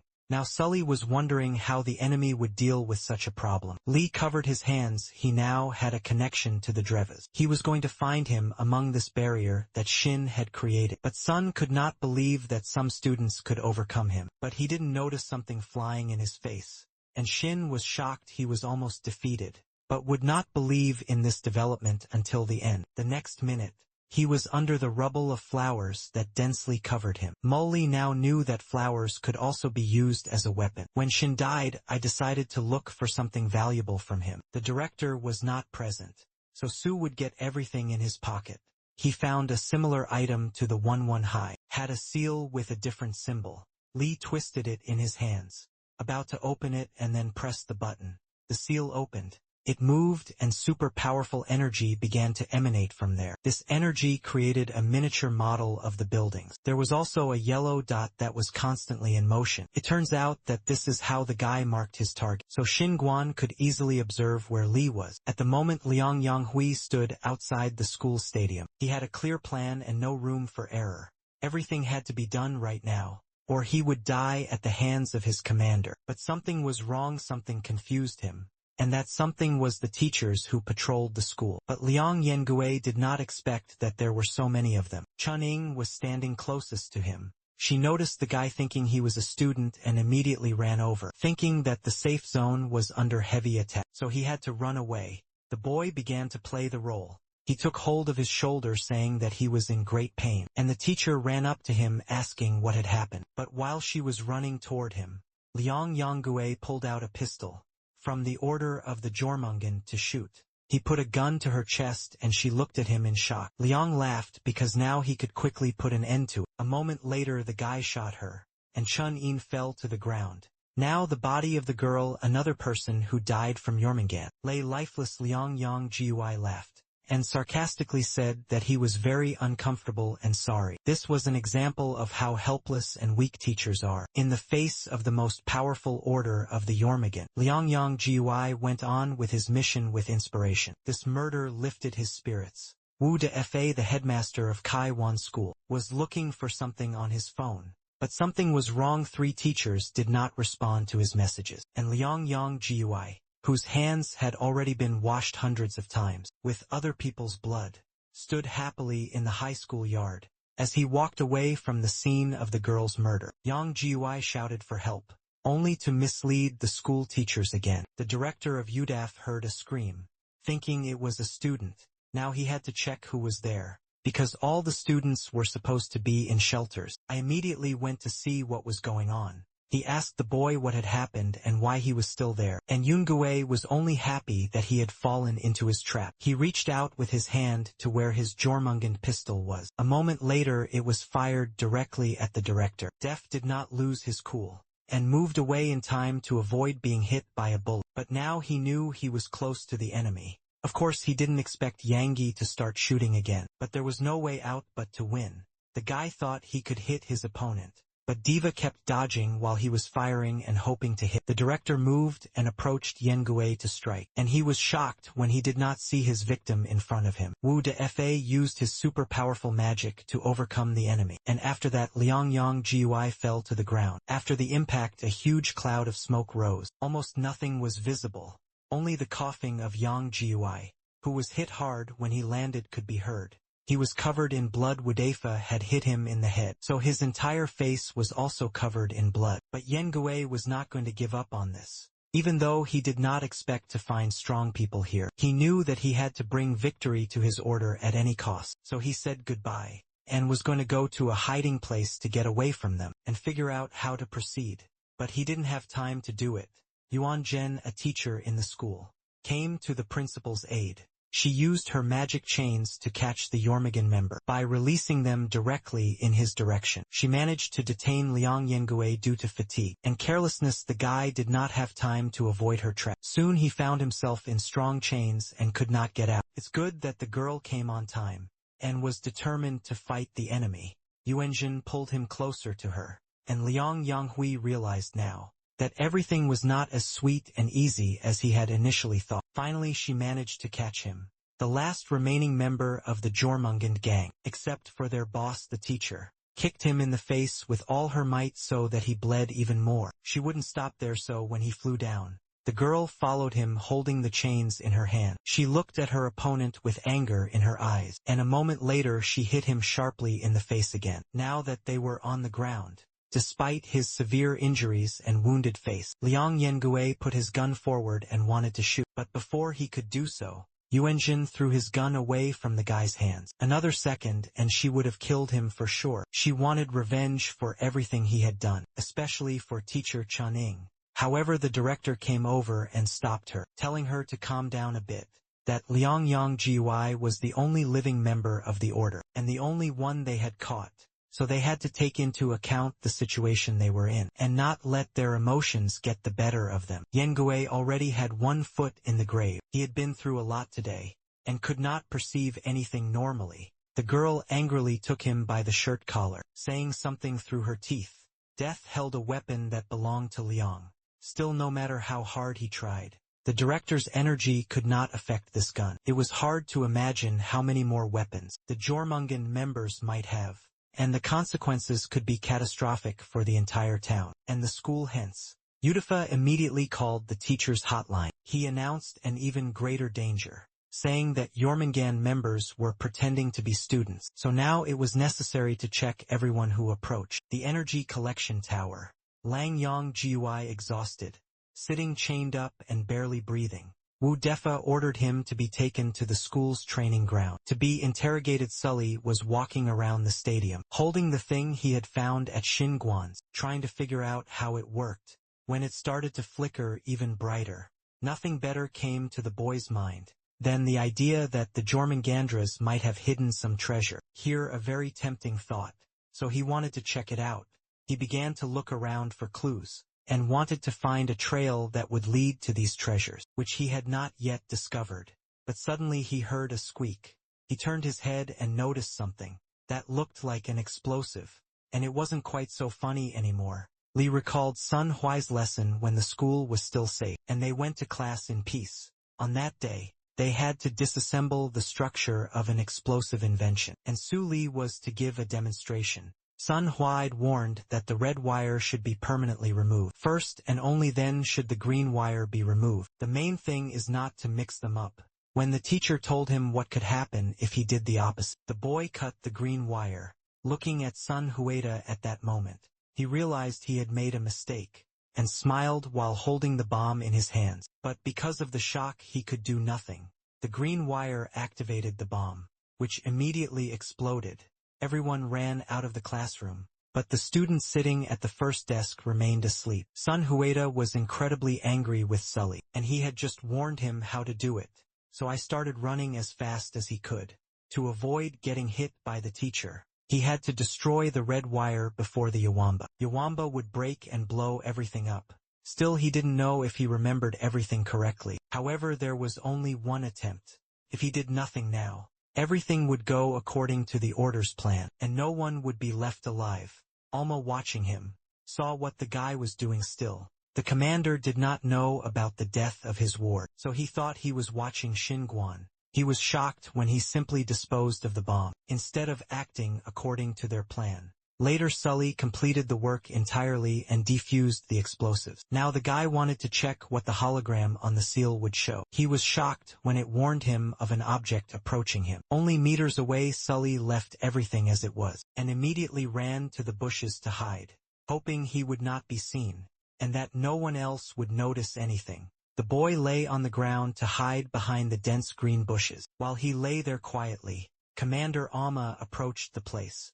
He was very angry, because he did not understand why Xinguan did not fulfill the plan. But the order's leader was nearby, only the disposed of explosives lying under his feet. He noticed these bomb remnants only now. They also led the way to the bushes where the boy was hiding. Then Oame noticed the boy's feet, but he still thought it was his ward, and ordered him to come out immediately. The fact that he was silently pissed off the commander, so if he gets too angry, he won't be to blame because the guy didn't want to come out. Alma's hands held a giant sphere of magic, which he threw in anger right into the bushes, but the guy was lying there calmly, repeating to himself that no one could see him here, and everything was fine. Meanwhile, a powerful energy sphere was already heading to Sully. Only now did he feel the powerful energy nearby and open his eyes. A massive explosion occurred on the territory of the Kaiwan school. If the guy had stayed in the bushes a little longer, he would hardly have remained in this world.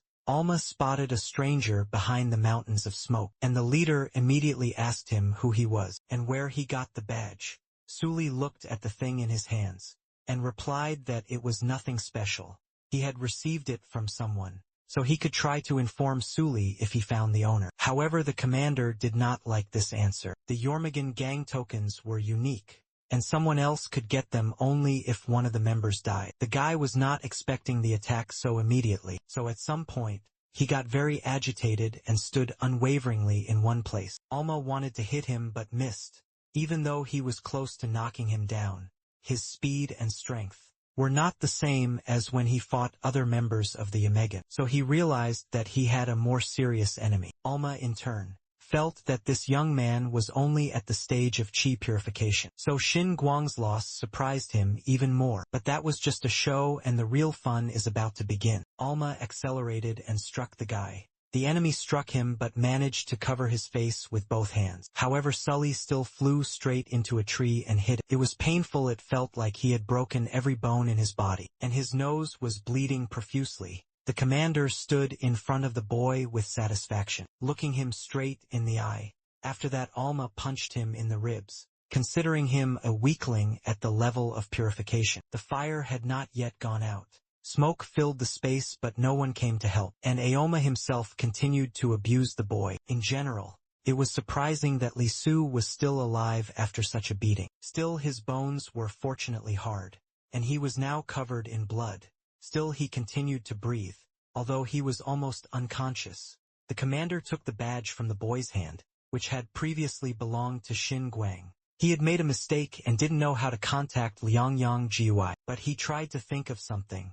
While Alma moved a little further away, Li grabbed the stone in his hand and squeezed it as hard as he could. The man turned around when he heard the sound, and was surprised that the boy was still alive. Li held on. He wasn't going to let the enemy go. When he had played with him, he wanted to get even. The Kaiwan school students are not easily confused. They were taught by some of the best professionals. So Li swung a stone at Alma. But the commander was not at all afraid of this. He just laughed at the wonderful idea of overcoming it with an ordinary stone. I did not listen to him and ran off, after which he threw a stone at his opponent. This time the guy failed. Ma quickly caught the stone right before his face. However, Li ran closer to him to strike, while the enemy was not expecting it at all. I was getting closer and closer, and the man was standing still and could not move. Li deliberately ran in a zigzag to confuse his opponent, so that he wouldn't catch him. After he successfully reached him, he ran behind him in the end. Li grabbed him from behind with all his might, so he could not escape his grasp, and then it fell to the ground with a loud crash. The ground split and cracked in several places as they fought each other. But Ma soon moved away from Li and hid in the smoke for a while, completely covered in blood. Sully continued to fight. Even though he hadn't met such powerful enemies for a long time, he had already fought strong cultivators, so he didn't even think about retreating. Alma was very angry with him, and still did not consider the young man a worthy competitor. His eyes grew red, and it seemed he could kill Li with his punch in a heartbeat. Meanwhile, the director, Yuan Jun and Liang Yang Gui, whom they were going to interrogate, had already gathered at the training ground. But the detainee didn't care anymore. The explosions were to take place on the school grounds, in a few minutes anyway, and they had almost fulfilled their plan. While they were fiddling with it, all the actions went into activation mode, and soon their peaceful and tranquil lives would come to an end. Liang only wanted them all to feel the true power of Yormagun. Everyone who was standing next to him began to beat the guy harder, ordering him to deal with all this because he was their prisoner. While Yuanjin was watching him, the principal asked another teacher what the situation was at the energy collection tower, and he asked the teachers to inspect it again to understand everything. Daifa wiped his glasses now, knowing that the only way to make the school blow to pieces was to put explosives inside it. The next second he abruptly grabbed Liang Yengue by the collar and demanded that the boy tell him where the device was, but he had nothing to lose, and Liang would not provide them with such information, under any circumstances, especially when he was sure that Yormagan's rule would soon be confirmed by the destruction of the school. And while they were arguing and trying to figure something out, they heard a loud explosion. A bright light flashed and then both became quiet. The students of this institution were in a safe zone, and their mentors gathered them all there. Everyone was their teachers, and doctors were sitting with the students. Some students were not feeling well, so they needed to be monitored, and everyone was whispering to each other about the latest news, and waiting for permission from the principal to come out of the shelters. 3 girls, including Lu Xing, were sitting in a tent. One of her friends was very afraid, so the other 2 tried to calm her down.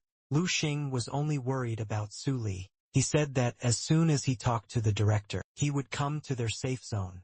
The girl was confused by his absence. She was thinking of calling him to make sure he was okay. So after moving away from the girls a bit, she dialed his number and waited for an answer. When his voice did not interrupt the beeps, Luo Xian was already beginning to panic. And when the call ended, she started to worry even more. Tears had already begun to form in her eyes, and thoughts of the worst were running through her mind. She was afraid that I might have met a strong enemy and lost the battle with him. After that she could not sit still and ran towards the exit. She couldn't let anything bad happen to him. Meanwhile, Commander Jermigan continued to play with Li, who miraculously survived all the abuse. Li couldn't compete with Alma. His opponent was too strong. But for some reason he felt a constant rush of blood in his body. It was strange. But maybe it was because he hadn't fought so hard in a long time. After a moment Ome shouted at the guy to give up immediately, because he was not his rival. So there was no point in wasting energy. Still I did not react and pointed somewhere in the distance, saying someone was approaching them. But he's not easy to fool. So Alma didn't even turn around. I hoped the explosion attracted the principal's or teacher's attention. Still it seemed that no one had noticed, because so far no soul had been heard from them. Despite this, Li did not stop believing that someone would help him, because he could not stand any more abuse. And then a miracle happened. Something really interested Alma, and for a while the man stopped. Now things were not so good. He felt energy and was quite powerful. And it wasn't just one person. Several teachers led by the principal came to help, and Lu Chun was still holding Liang Yangi hostage. Wu Dfa ordered the commander of the order to surrender immediately, and all members of the Jormungand except him were killed. The director also added that his associate had betrayed him, so there was no point in continuing the scene. Yengue himself could not say anything, was tied up as tightly as possible, and was powerless. However, none of the director's words affected Alma. He only got angrier and wanted to sweep everyone out of his way. Since they were all here, he wanted to deal with them all at once. But despite his strong desire to destroy these people, Alma could do nothing. His body was pierced by fierce pain. He fell to one knee, clutching his heart, and began coughing up blood. This was the final energy of Li's punch that he had dealt him a few minutes ago. And while the commander was distracted, the others took advantage of this moment and attacked him. But he moved away in time, so Sun Hueda could not hit him this time. But the next shot was better. He hit the target and then relied on Teacher Lu. She was already in front of Alma, who was unlucky in receiving a decisive blow right in the teeth. After that, the man flew into the wall and thick smoke rose again around them all. The girl could not even think it was so cool. She had already forgotten how cool it was to fight with her opponent. But the order's leader would not allow him to look down on Yormagun. He took a thing in his hand and then pressed a button. Alma went crazy, realizing that his entire group was dead, and the plan was falling apart. While he was shouting loudly, everyone looked at him in silence and shock. When he finally stopped talking and opened his eyes, he saw her surprised and angry expression. After that, Alma looked at the button, surprised that nothing worked. Li came to the front and said, laughing a little, that he had recycled all the bombs. So nothing was happening. They had no more trump cards. And Udefa offered him one last chance to surrender, so that Ama would be handed over to law enforcement, and he could stay alive. But everyone was already alert, in case he started to rage and try to escape. But this deathly silence was interrupted by Lu Xing, who was overjoyed to see Li in front of her. She hugged him with all her might, and told him how worried she was about him. But there was no point. The principal and other teachers were already there. A guy asked her next, and he was a little angry that she came here, because it was too dangerous. But Lu Xing was worried and wouldn't just sit in the shelter. Alma laughed out loud. One of the most powerful bombs was now among them, and they didn't even know it. Such words confused them a little. But in general they shouldn't take it seriously, because he could just be causing panic. The man raised his hand and ordered the seal to be removed, and his hand was enveloped in a red light. Liang Yanghui, forgotten by everyone, sat in shock looking at his commander. Everything that was happening could have ended very badly. The energy in Liang Yanghui's body was super powerful, and there was a risk that someone could die if they were not careful. He was about to break down. His body would not have withstood such force. Liang Gui ran to Lu Xing and Li, who were standing nearby because Ama had removed the seal. He was completely mad and could no longer control himself. I quickly rushed forward telling Lu Xing to go to the director, and the others as soon as possible, and that he would handle everything himself. The guy grabbed Liang Gui, so that he could not move and injure others. Alma stood there with his mouth open, not hiding his surprise, but he did not expect the last link to go awry. Li jumped up to the commander, not letting go of Yang Gui, the monster that Alma had turned into. Liang Gui was screaming frantically. Li threw him straight to the commander. Freeing his hands, the principal warned that it was all too dangerous, and covered Luo Xing with his hands, ordering the other teachers to prepare for increased defense. To prevent the scale-up, they quickly organized everything, and were ready to defend themselves and fight back. Alma had already realized that he was a loser, and couldn't change anything now, so this only made him more angry. The principal also joined the teachers to finally end their existence. The heavens were ready to help. Each of the cultivators used their most potent energy for this purpose. Lu's hen had already begun to cry. She realized that this could be the end for Li. The girl wanted to escape from the teachers, but they held her tightly. And now it's come to law enforcement agencies. They were based in a skyscraper enveloped in magical energy. In the hall of the law enforcement agencies, the employees watched everything happening.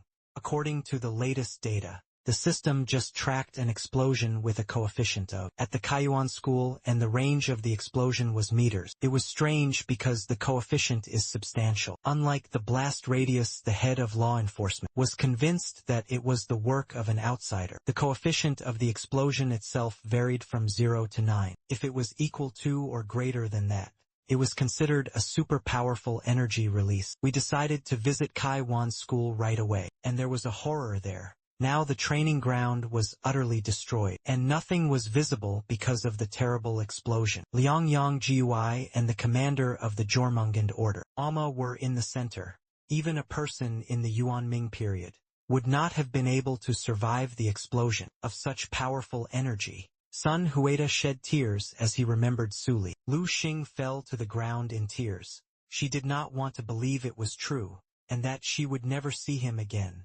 But to my great surprise, I heard a voice right from the site of the explosion. Suli got to his feet and he was fine. Now the guy was smiling, although he was covered in scratches and blood. But he was standing up and survived all this horror. But a moment later the smile disappeared and he began falling. When the guy fell to the ground, everyone ran to him hoping to save him. The girl put his head on her lap, and Wu Defa was going to use his energy to heal his injuries. There was no need to worry. Suli had managed to protect his internal organs, so there was no big problem.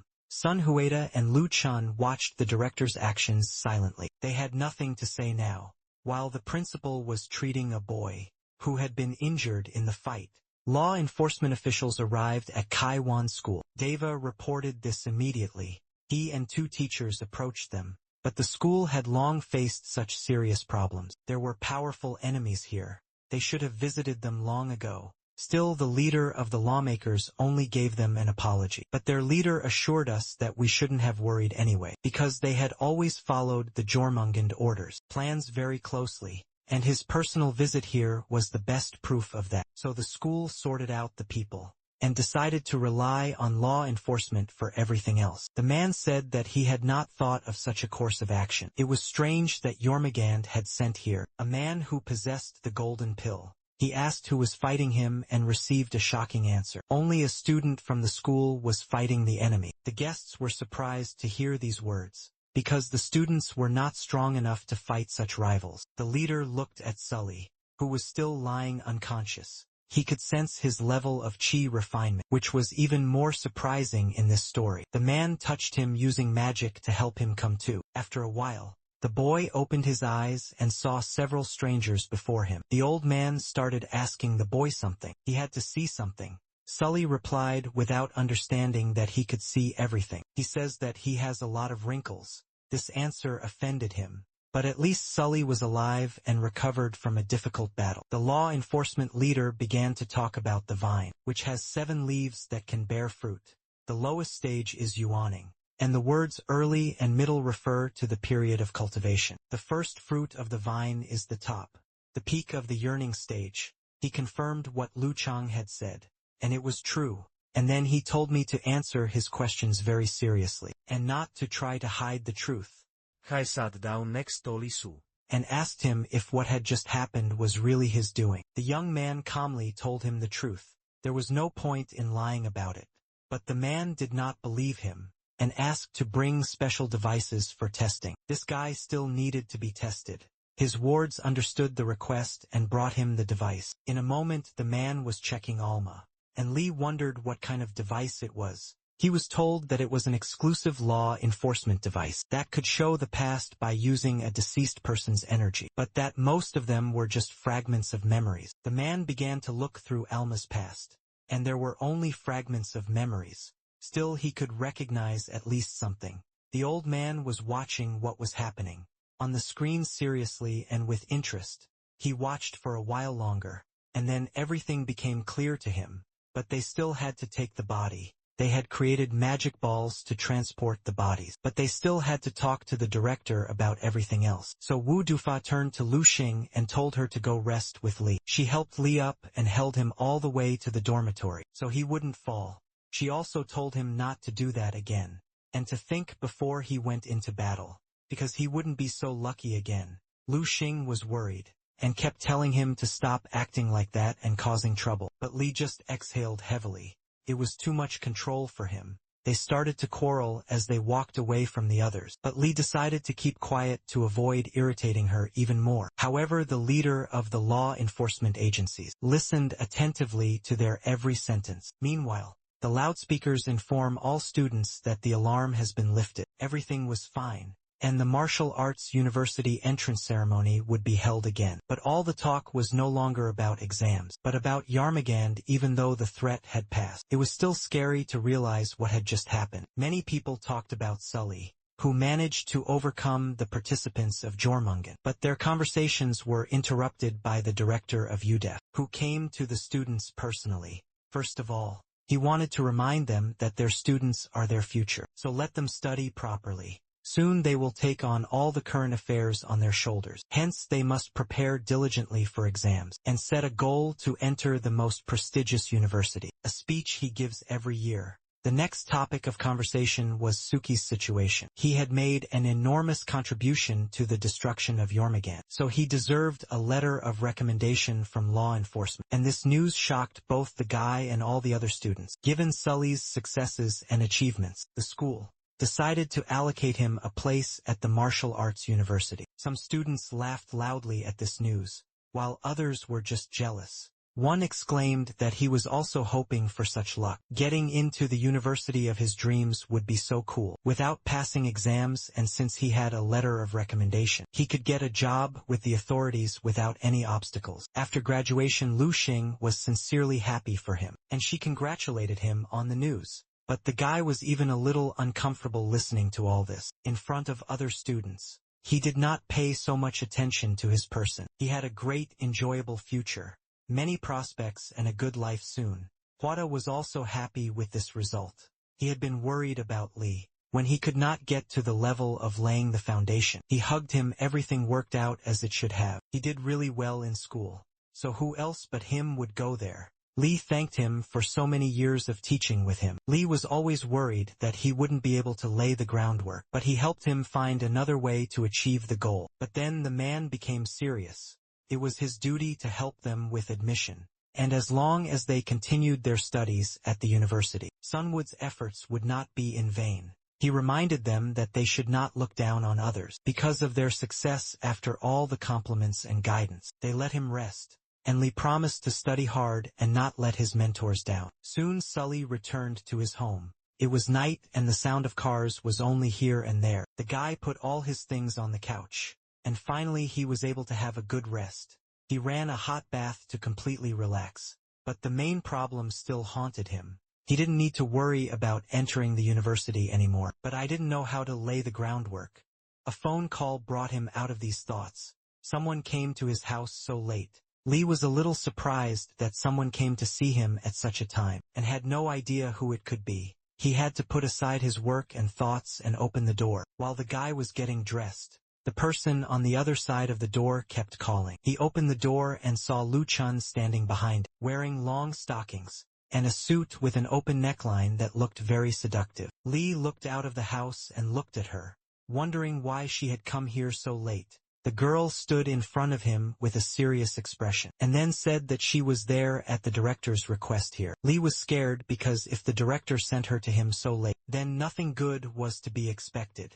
Apparently he wanted to give Lee an additional task, so the guy decided to come up with something immediately, and said that his body hadn't fully recovered yet, so it would be better to wait until classes started. But when Lee tried to close the door, he failed. Luochen kicked it in. It was about his university and employment, so he laughed awkwardly and let her in. However, she still walked forward with a serious face. When the two of them entered the room, Luochen handed Lee a letter of recommendation from the Law Enforcement Bureau. After he completed his studies at the university, he could easily go to work there. I gently took the letter and looked at it.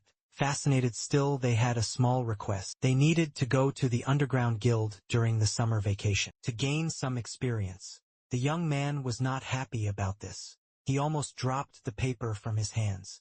The trip to the underground guild shocked him. The underground guild was located in an underground city, on the border of fierce monsters. It was considered a very creepy and terrifying organization. There were a lot of criminals and illegal immigrants gathering in the underground city, and it was terrifying murders, robberies, life and death challenges. These were absolutely routine here, and no one would be surprised by them.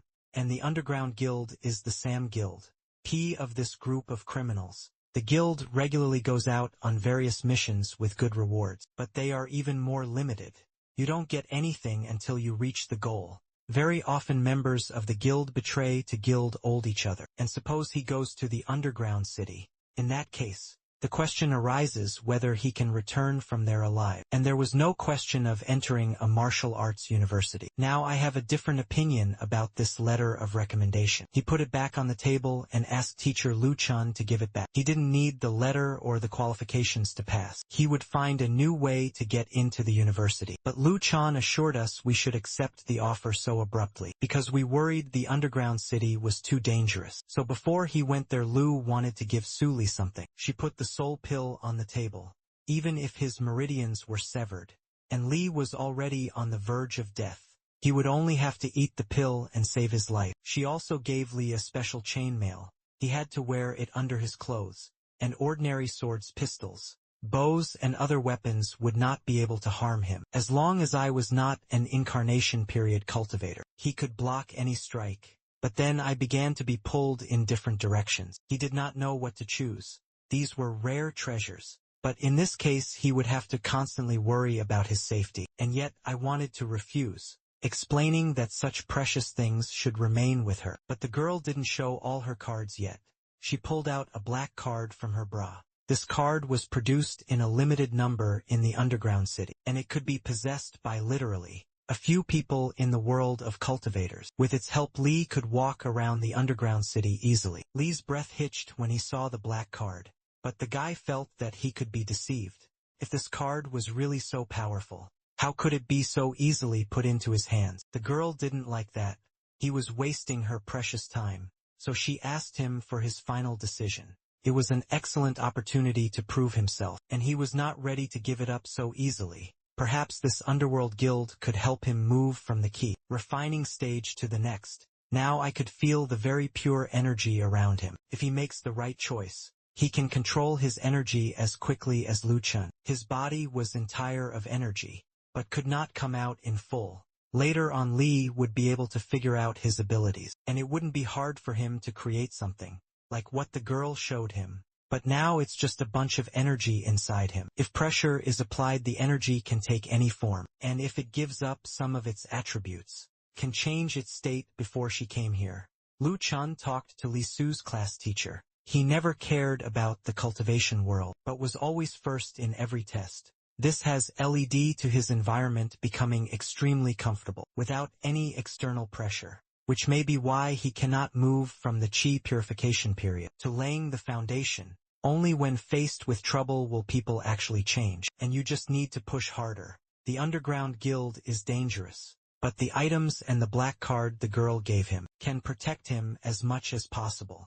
The girl used magic and said that it all guaranteed his safety. Lee stood silently watching her, afraid to breathe, let alone move or say anything. However, teacher Luochen's words sounded reasonable and confident. The reason that prevents them from moving to the next level is that they are too comfortable. If the guy still had doubts about the two options, Lu Chun was ready to give in to him and not insist on them, but she would take back all the treasures and the black card. Lu was about to pick up the letter of recommendation, but Li Su grabbed it and firmly stated that he would go to the underground guild. This is a large and complex matter that requires extreme caution. He decided not to touch strange things, not to take on dangerous tasks, and not to ignore seemingly dangerous people. While he would stay in the underground guild for a month, he was guaranteed conditions for admission to law enforcement agencies, and no worries about entering a university. He had nothing to lose, so he took the things Lucien had given him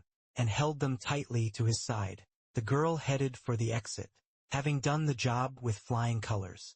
Everything was settled. Lucien smiled, proud of herself for convincing him. Someone was to escort him to the underground city tomorrow, at 10 o'clock in the morning, and with that the girl left his house. The next day, as they had agreed, a girl came in the morning to escort Li Su to the city. He was almost ready and in a good mood, having slept well before such a difficult task. When Li peered through the hole Lu Chun had made last night, he saw Lu Xing, who was already ready to go. He was expecting to see anyone, but definitely not the Starasta. But Lu grabbed his hand with a smile. She was instructed by the teacher to escort Li Su to the underground city later. They went out into the courtyard and moved forward. Lu Xing said that the martial arts university was preparing for a possible famine this year. A new method of entrance exams for monster hunting was introduced, which she should familiarize herself with a little in advance. But she heard it from her father, and everyone else does not know this information. However, the underground city was much more dangerous than they thought, and he warned her not to cry if they got into trouble. But Luzin folded her arms across her chest, and it was unclear which of the two would ask to go home first. The guy was already fully prepared and determined to go, but in the wrong direction. So Luzin stopped him and showed him the right way. A few hours later they were there. Lu Xing was still assuring us she was not scared. It was a normal physiological reaction. And Li played along, telling her to hold on to him. The girl grabbed his hand as they stood at the gate to help. It was too close and Li was uncomfortable.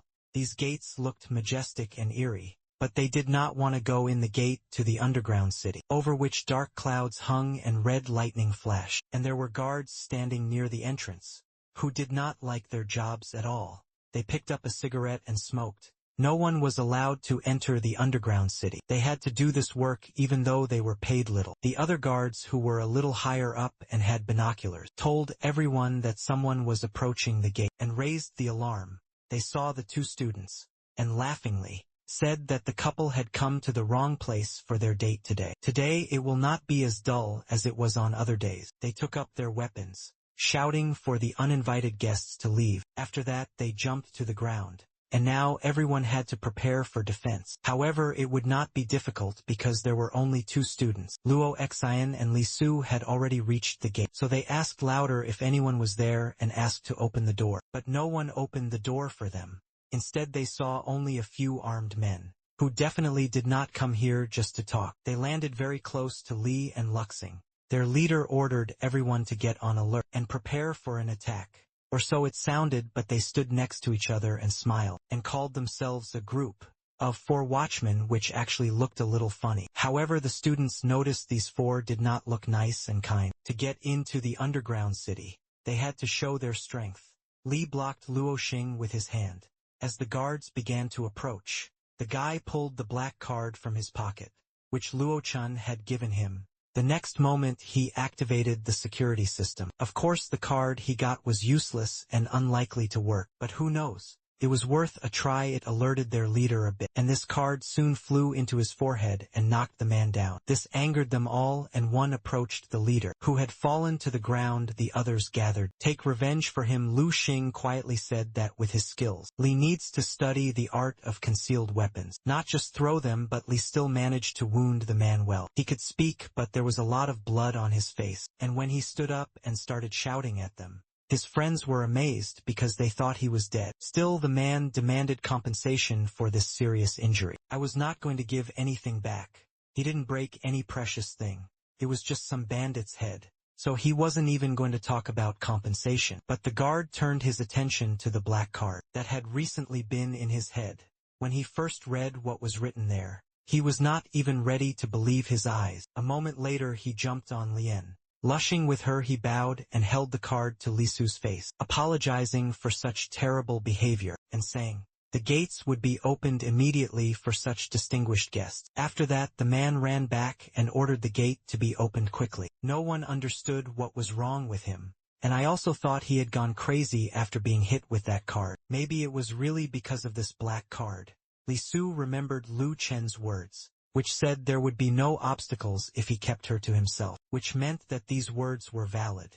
The gate was already open and the Quran card was easy to use. The students calmly walked through the giant door, and the other group members asked why they should be let go so quickly. But the wounded man replied that they had a black card. Every year Director Wu Dufa sent a few of his students here to strengthen their abilities, and as far as he remembered, more than half of them became very powerful cultivators. The director had good intuition, however. Only one thing remains a mystery: why the director sent a student to the key purification level here. This year, the underground city was an entire life without punishment for crimes. It was a complete mess. The girl showed Li Su a hologram of the underground city, and pointed out where the guild itself was. So they had to go to the center. Soon they got there and it was a mess too. But it was very different from the rest of the city. There were many people there, and Li didn't like the atmosphere in the air. He and Lu Xing approached the locals and showed them the black map, after which I asked them where to go,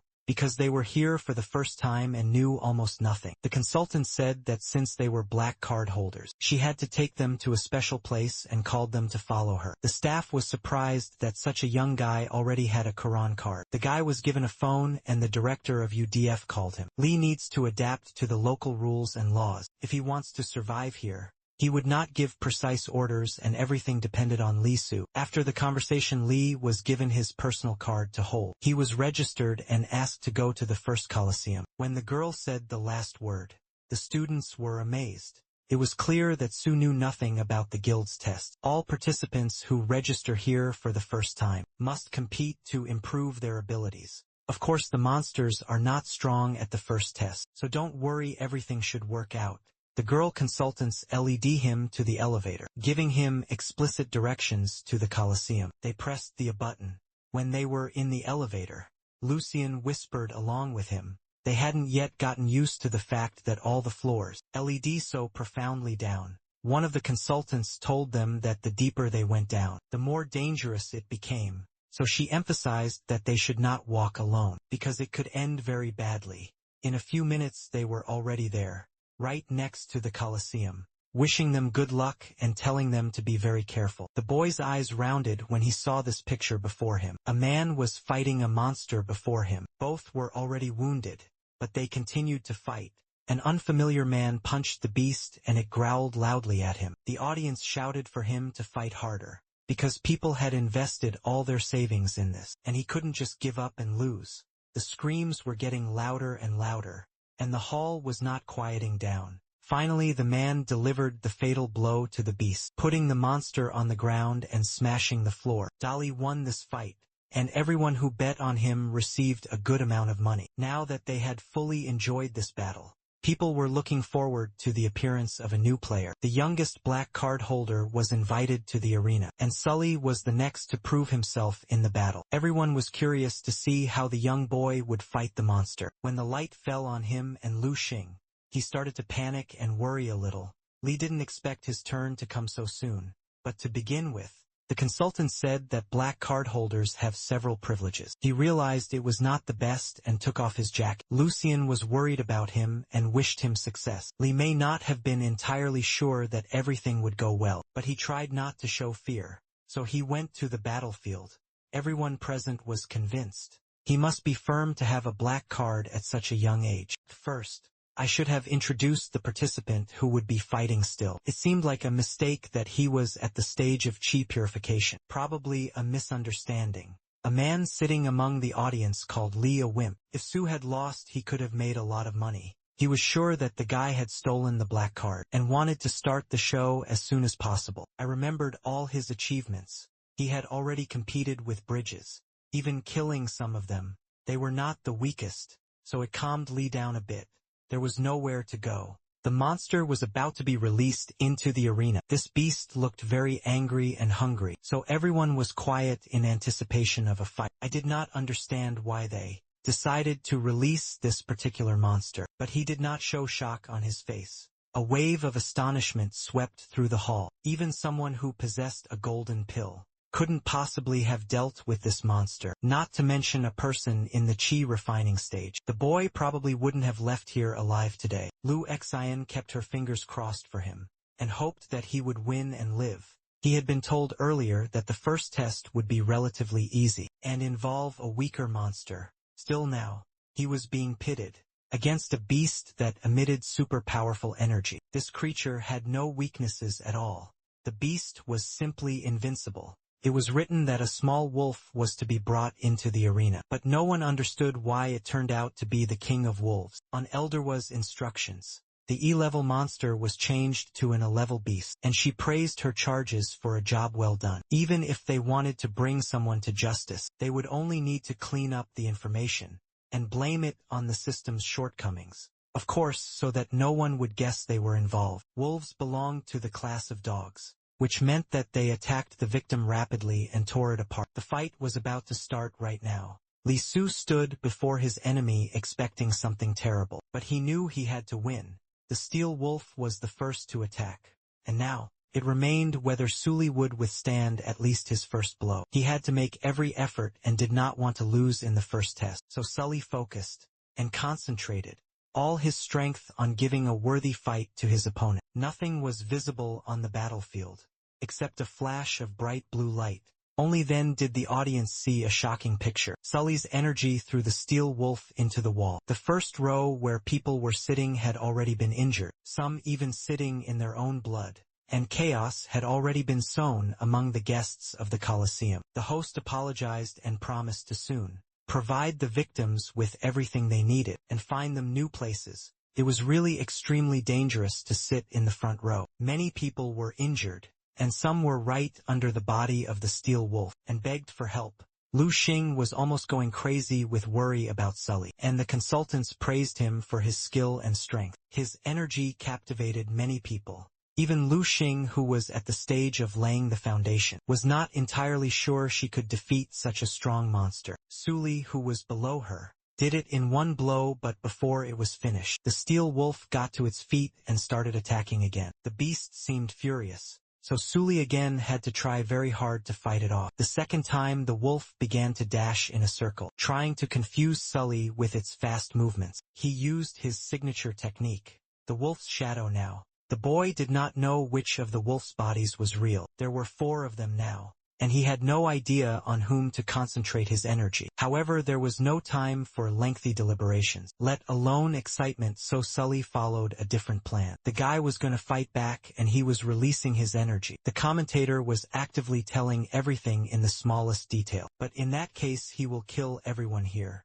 The foreshadows created quickly and simultaneously approached Suli. However, over time, for unknown reasons, the steel wolf lost the ability to move, and many began to doubt that Li Su was in the period of chi purification. While everyone was arguing, the boy caught a real wolf by its jaw, and it could not move at all. In his hands, Sully managed to knock down the steel wolf, which shocked everyone who saw the fight.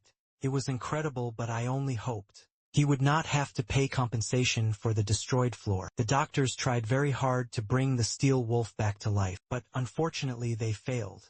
Now, The commentator could safely announce the final results of this duel. In this test, Sully won a complete victory, although he was doubted because of his cheap purification performance. He proved that it was in vain, and Lucien jumped happily on the spot, rejoicing that the boy had won the battle, as he had promised to do evenly. Now we had to look at the trophies that Li Su had won, which were in the body of a wolf.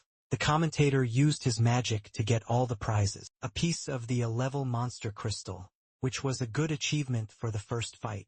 This crystal was valued at a large sum of money, as much as 100 yuan, and others hoped that they would someday have such an excellent opportunity to receive such a reward, but this guy, who was also wounded, was stopped immediately. This crystal appears only after killing a monster at level A. If he goes to battle, the maximum he can get is numerous injuries. The gem was given to Sully, but he was very surprised that it now belonged to him. But those were the rules. All the prizes had to be taken by the participants, and the points were transferred to the guild's account. These points of the underground guild were the currency of the underground city. They could be exchanged for some things at any time in this world. No one knew the true value of a crystal, whether it was for alchemy, cultivation, or inlaid tools. An extremely large number of such crystals were needed. The higher the quality of a gem, the more value and energy it contains. He had already started to imagine different possible life scenarios, and Li Su could become the wealthiest man in Wuji, and live an extraordinary life. If he competes with monsters in this arena every day, he can become a billionaire in just a few days. Lu Xian approached the dreamy boy, and whispered quietly that she congratulated him on winning his first battle in the underground city, and on receiving the crystal. But the guy was still completely in his dreams, and it seemed that he hadn't even heard her words. He had already thought everything through, and knew what he was going to spend his millions on. The elder did not like this at all. He needed more men for the battle, and they were due to arrive soon. A few seconds later, a girl with clear intentions for Sully was already standing outside the arena. She entered the arena, and shouted that she wanted to fight with the boy. Lee turned around. This only amused the commentator. It meant that the show was on and Sully was challenged. The commentator shouted loudly to welcome back to the arena the owner of the black card, and the man who had easily defeated the monster at level A. Now he had to emerge victorious from another challenge. Sully was convinced that this girl had come here for the crystal from the A-level monster, a participant in today's key purification period, and that she would remain in the public's memory for a long time. The two female consultants asked him to accept this challenge, but Luo Xian didn't understand what this whole circus was for. If Li Su had just defeated a monster of such a high level, this challenge sounded pointless now. But in general, the guy had no choice anyway. Everyone who entered the Colosseum had no right to refuse the challenge. Never so, he had to enter the arena for the second time anyway. This was one of the main rules of the underground guild. Li Su thought there were too many rules,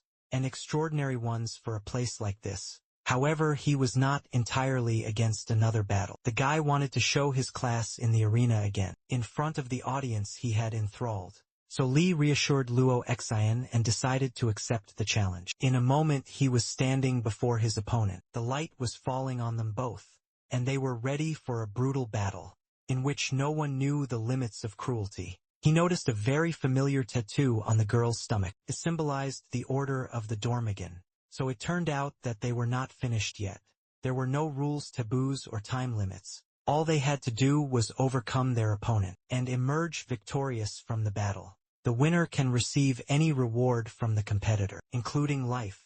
Hen Li Su noticed the weapon in the girl's hands, and he began to worry more, because he had nothing on him but his own hands. However, an elder watching from a secret room admitted that Li Su was the most amazing person he had ever met. The only pity is that the guy decided to become their enemy, not their ally. We could only wish him to stay in this underground city forever. Meanwhile, the girl had already begun to attack Sully, who was completely confused. He remembered that the rules prohibited the use of weapons, but the girl from the Jermigan order did not listen to him. She kept moving closer and waving her knife more actively. That wasn't all she had. She also had special gloves with claws, which she was going to use to hurt her enemy even more. The guy dodged as best he could, but he couldn't attack her first. He was just running away from the blows, not fighting, but to her great surprise, the boy was able to block the next blow. and all the shrapnel fell to the ground. All she managed to do was tear his clothes, but no scratches were visible on Sully's body. Luckily, teacher Lu Chun gave him the necessary attributes. Without them, nothing would have worked out. The boy remembered her words about the chainmail, and was glad he had it, but the fact that his clothes were torn irritated the guy. It seemed that this stranger did not know the rules of martial arts. Since she was behaving so terribly in the arena, she was sure that she would seriously wound him with this weapon. But it didn't work. The plan failed. Every time the Jormungand order attacked, their men often could not do anything, even though they were strong opponents. Still, if you can find the right tactics and strategy, you can easily defeat them. So the guy started fighting with all his might. He knew there was no way out but to win. Once again, Li Su managed to throw his enemy away from him. In the first minutes of the fight, he killed her with a single blow, and she was lying in a pool of blood and debris from the destroyed arena floor. Some spectators had been going to the Colosseum for more than 6 months. Still, they had never seen anyone kill their opponent with a single blow, especially if they had a worthy opponent. It's a good thing she lost, because otherwise he would have gotten a lot of punishment. This guy was so excited about it that he lost his pants. The commentator went over to the girl. She was not just unconscious. Her heart had already stopped. In that case, Sully takes the victory for herself again. It was such a magical moment. So we congratulated the guy on his victory, and the audience started clapping. Lu Xing's joy knew no bounds, so she jumped up and down again, exclaiming that he was the best. According to the rules of the guild, a guy could take one item from a competitor, but before that the man warned that it would be considered invalid, since no one had notified them about the weapon. Since she had no other items, Li Su transferred all her points to his account. He scored thousands of points in one day, which was a lot of money. The elder was furious. He was sure Li Su would not be left alive after this battle. However, he had just killed the opponent with just one blow. At the stage of laying the foundation, quickly he clutched the red seal in his hands in anger. After that he released it and it took off in the air. They contacted their allies and told them that Sully should definitely not be left unattended. He was a serious enemy to them all. The voice on the other end assured me that I could rely on him, and that this would not happen again. Sully would be destroyed shortly. The elder was confident in this man because he had never let him down. While the man in the cloak was watching the boy, he ordered to send a message to a number. Tonight they were all supposed to gather at the old place, just like before. Li approached Lu Xing and said that they needed to leave immediately. This place was too dangerous, and the guy looked very worried.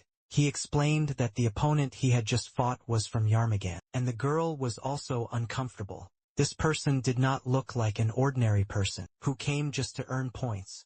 It seems his goal was Li Su, or rather to kill him. It's hazardous in this city, so you must be careful while they are here. Later they got off the elevator. Lu Xing noticed that each floor of the underground guild was designed with different functional partitions, and Li Su just wanted to get to his rooms faster, so he pulled her along. Their rooms were next to each other. Li Su said she could call him anytime if anything happened, but she knew he was exhausted after fighting the monsters. And that girl, and when she went out the door, she said in a quieter voice that he looked very handsome today, and then blushed. Li Su was also embarrassed and broke the door handle. She barely said anything to her and wished her good night. After that he quickly entered his room and locked the door. To make it safer, he knew he had to tell Director Wu Def about the meeting with the Jormungand group member as soon as possible, so he picked up his phone and dialed his number, in case they had thought of a new plan again. The principal was still at the school, even though it was late, and he was shocked to receive a call at this hour. When he picked up the phone, he recognized Sully's voice, and he wasted no time reporting that he had met with a member of the Jormungand today. The first thing he asked Def was about their health. He was worried about his students, so he asked if there were any injuries. Li Su said that he had even competed against her, but he assured her that he and Lu Xing were fine. They were now resting in their rooms, and the director now faced a new question about Jormungand and their presence in the underground city. Wudafa said he would look into it, and told his students to be careful and call him immediately. When they talked, the director's thoughts of the Jormungand order in the underground city did not give him peace of mind. They alarmed him, so he decided to call the Law Enforcement Bureau as soon as possible. There was a lot of noise there. Even though it was late at night, they were dealing with the lawbreakers and the principal of Kai Wan School. Wu Defa was answered by one of the consultants. He immediately asked how the investigation into the invasion of their school by the Yormogin order was going, but the girl calmly replied that they had not received any reports of an invasion of the Kaiwan school. The director was precipitous. Couldn't be true, because even their head came to see them to make sure. While the girl was doing her nails, the director said that a few days ago, her people had taken the bodies of the murdered members of Jormungand to their place. At one point, she dropped the brush which painted her fingers red. She raised her tone and could confidently say, they had not received any notification about Jormungand. The Bureau was unaware of these events, so she asked the director to calm down, and added that they had no bodies. He didn't understand anything in depth. He had observed this situation with his own eyes, and he was told entirely opposite things here. And while they were talking, the elder was already at the meeting place they had previously agreed on. Two people in black cloaks met and greeted each other. They hadn't seen each other for a long time. A man in a gray business suit brought a surprise for his ally. When he took the lid off the coffins, there were the bodies of two Jormungand members. Liangyang Gui and Aoma. Liangyang Gui was strapped to the coffin. It was strange to see him dead, knowing that an ordinary student had killed the representative of the Golden Pill. Alma was also strapped to the coffin. But besides that, the man had something else to tell. A strange person hiding his face under a black cloak approached, an interesting specimen for his experiments. Then the man asked what he wanted. It was strange to hear him say that he had to get rid of one person. This person had to do a lot of bad things if he was opposing him personally, although the subject to be killed is only at the stage of chi purification. He has defeated the Golden Pill representative, so he should not be underestimated. He was interested in this proposal. Gualao didn't care what purposes Sully would be used for later, but he must never leave the underground city alive.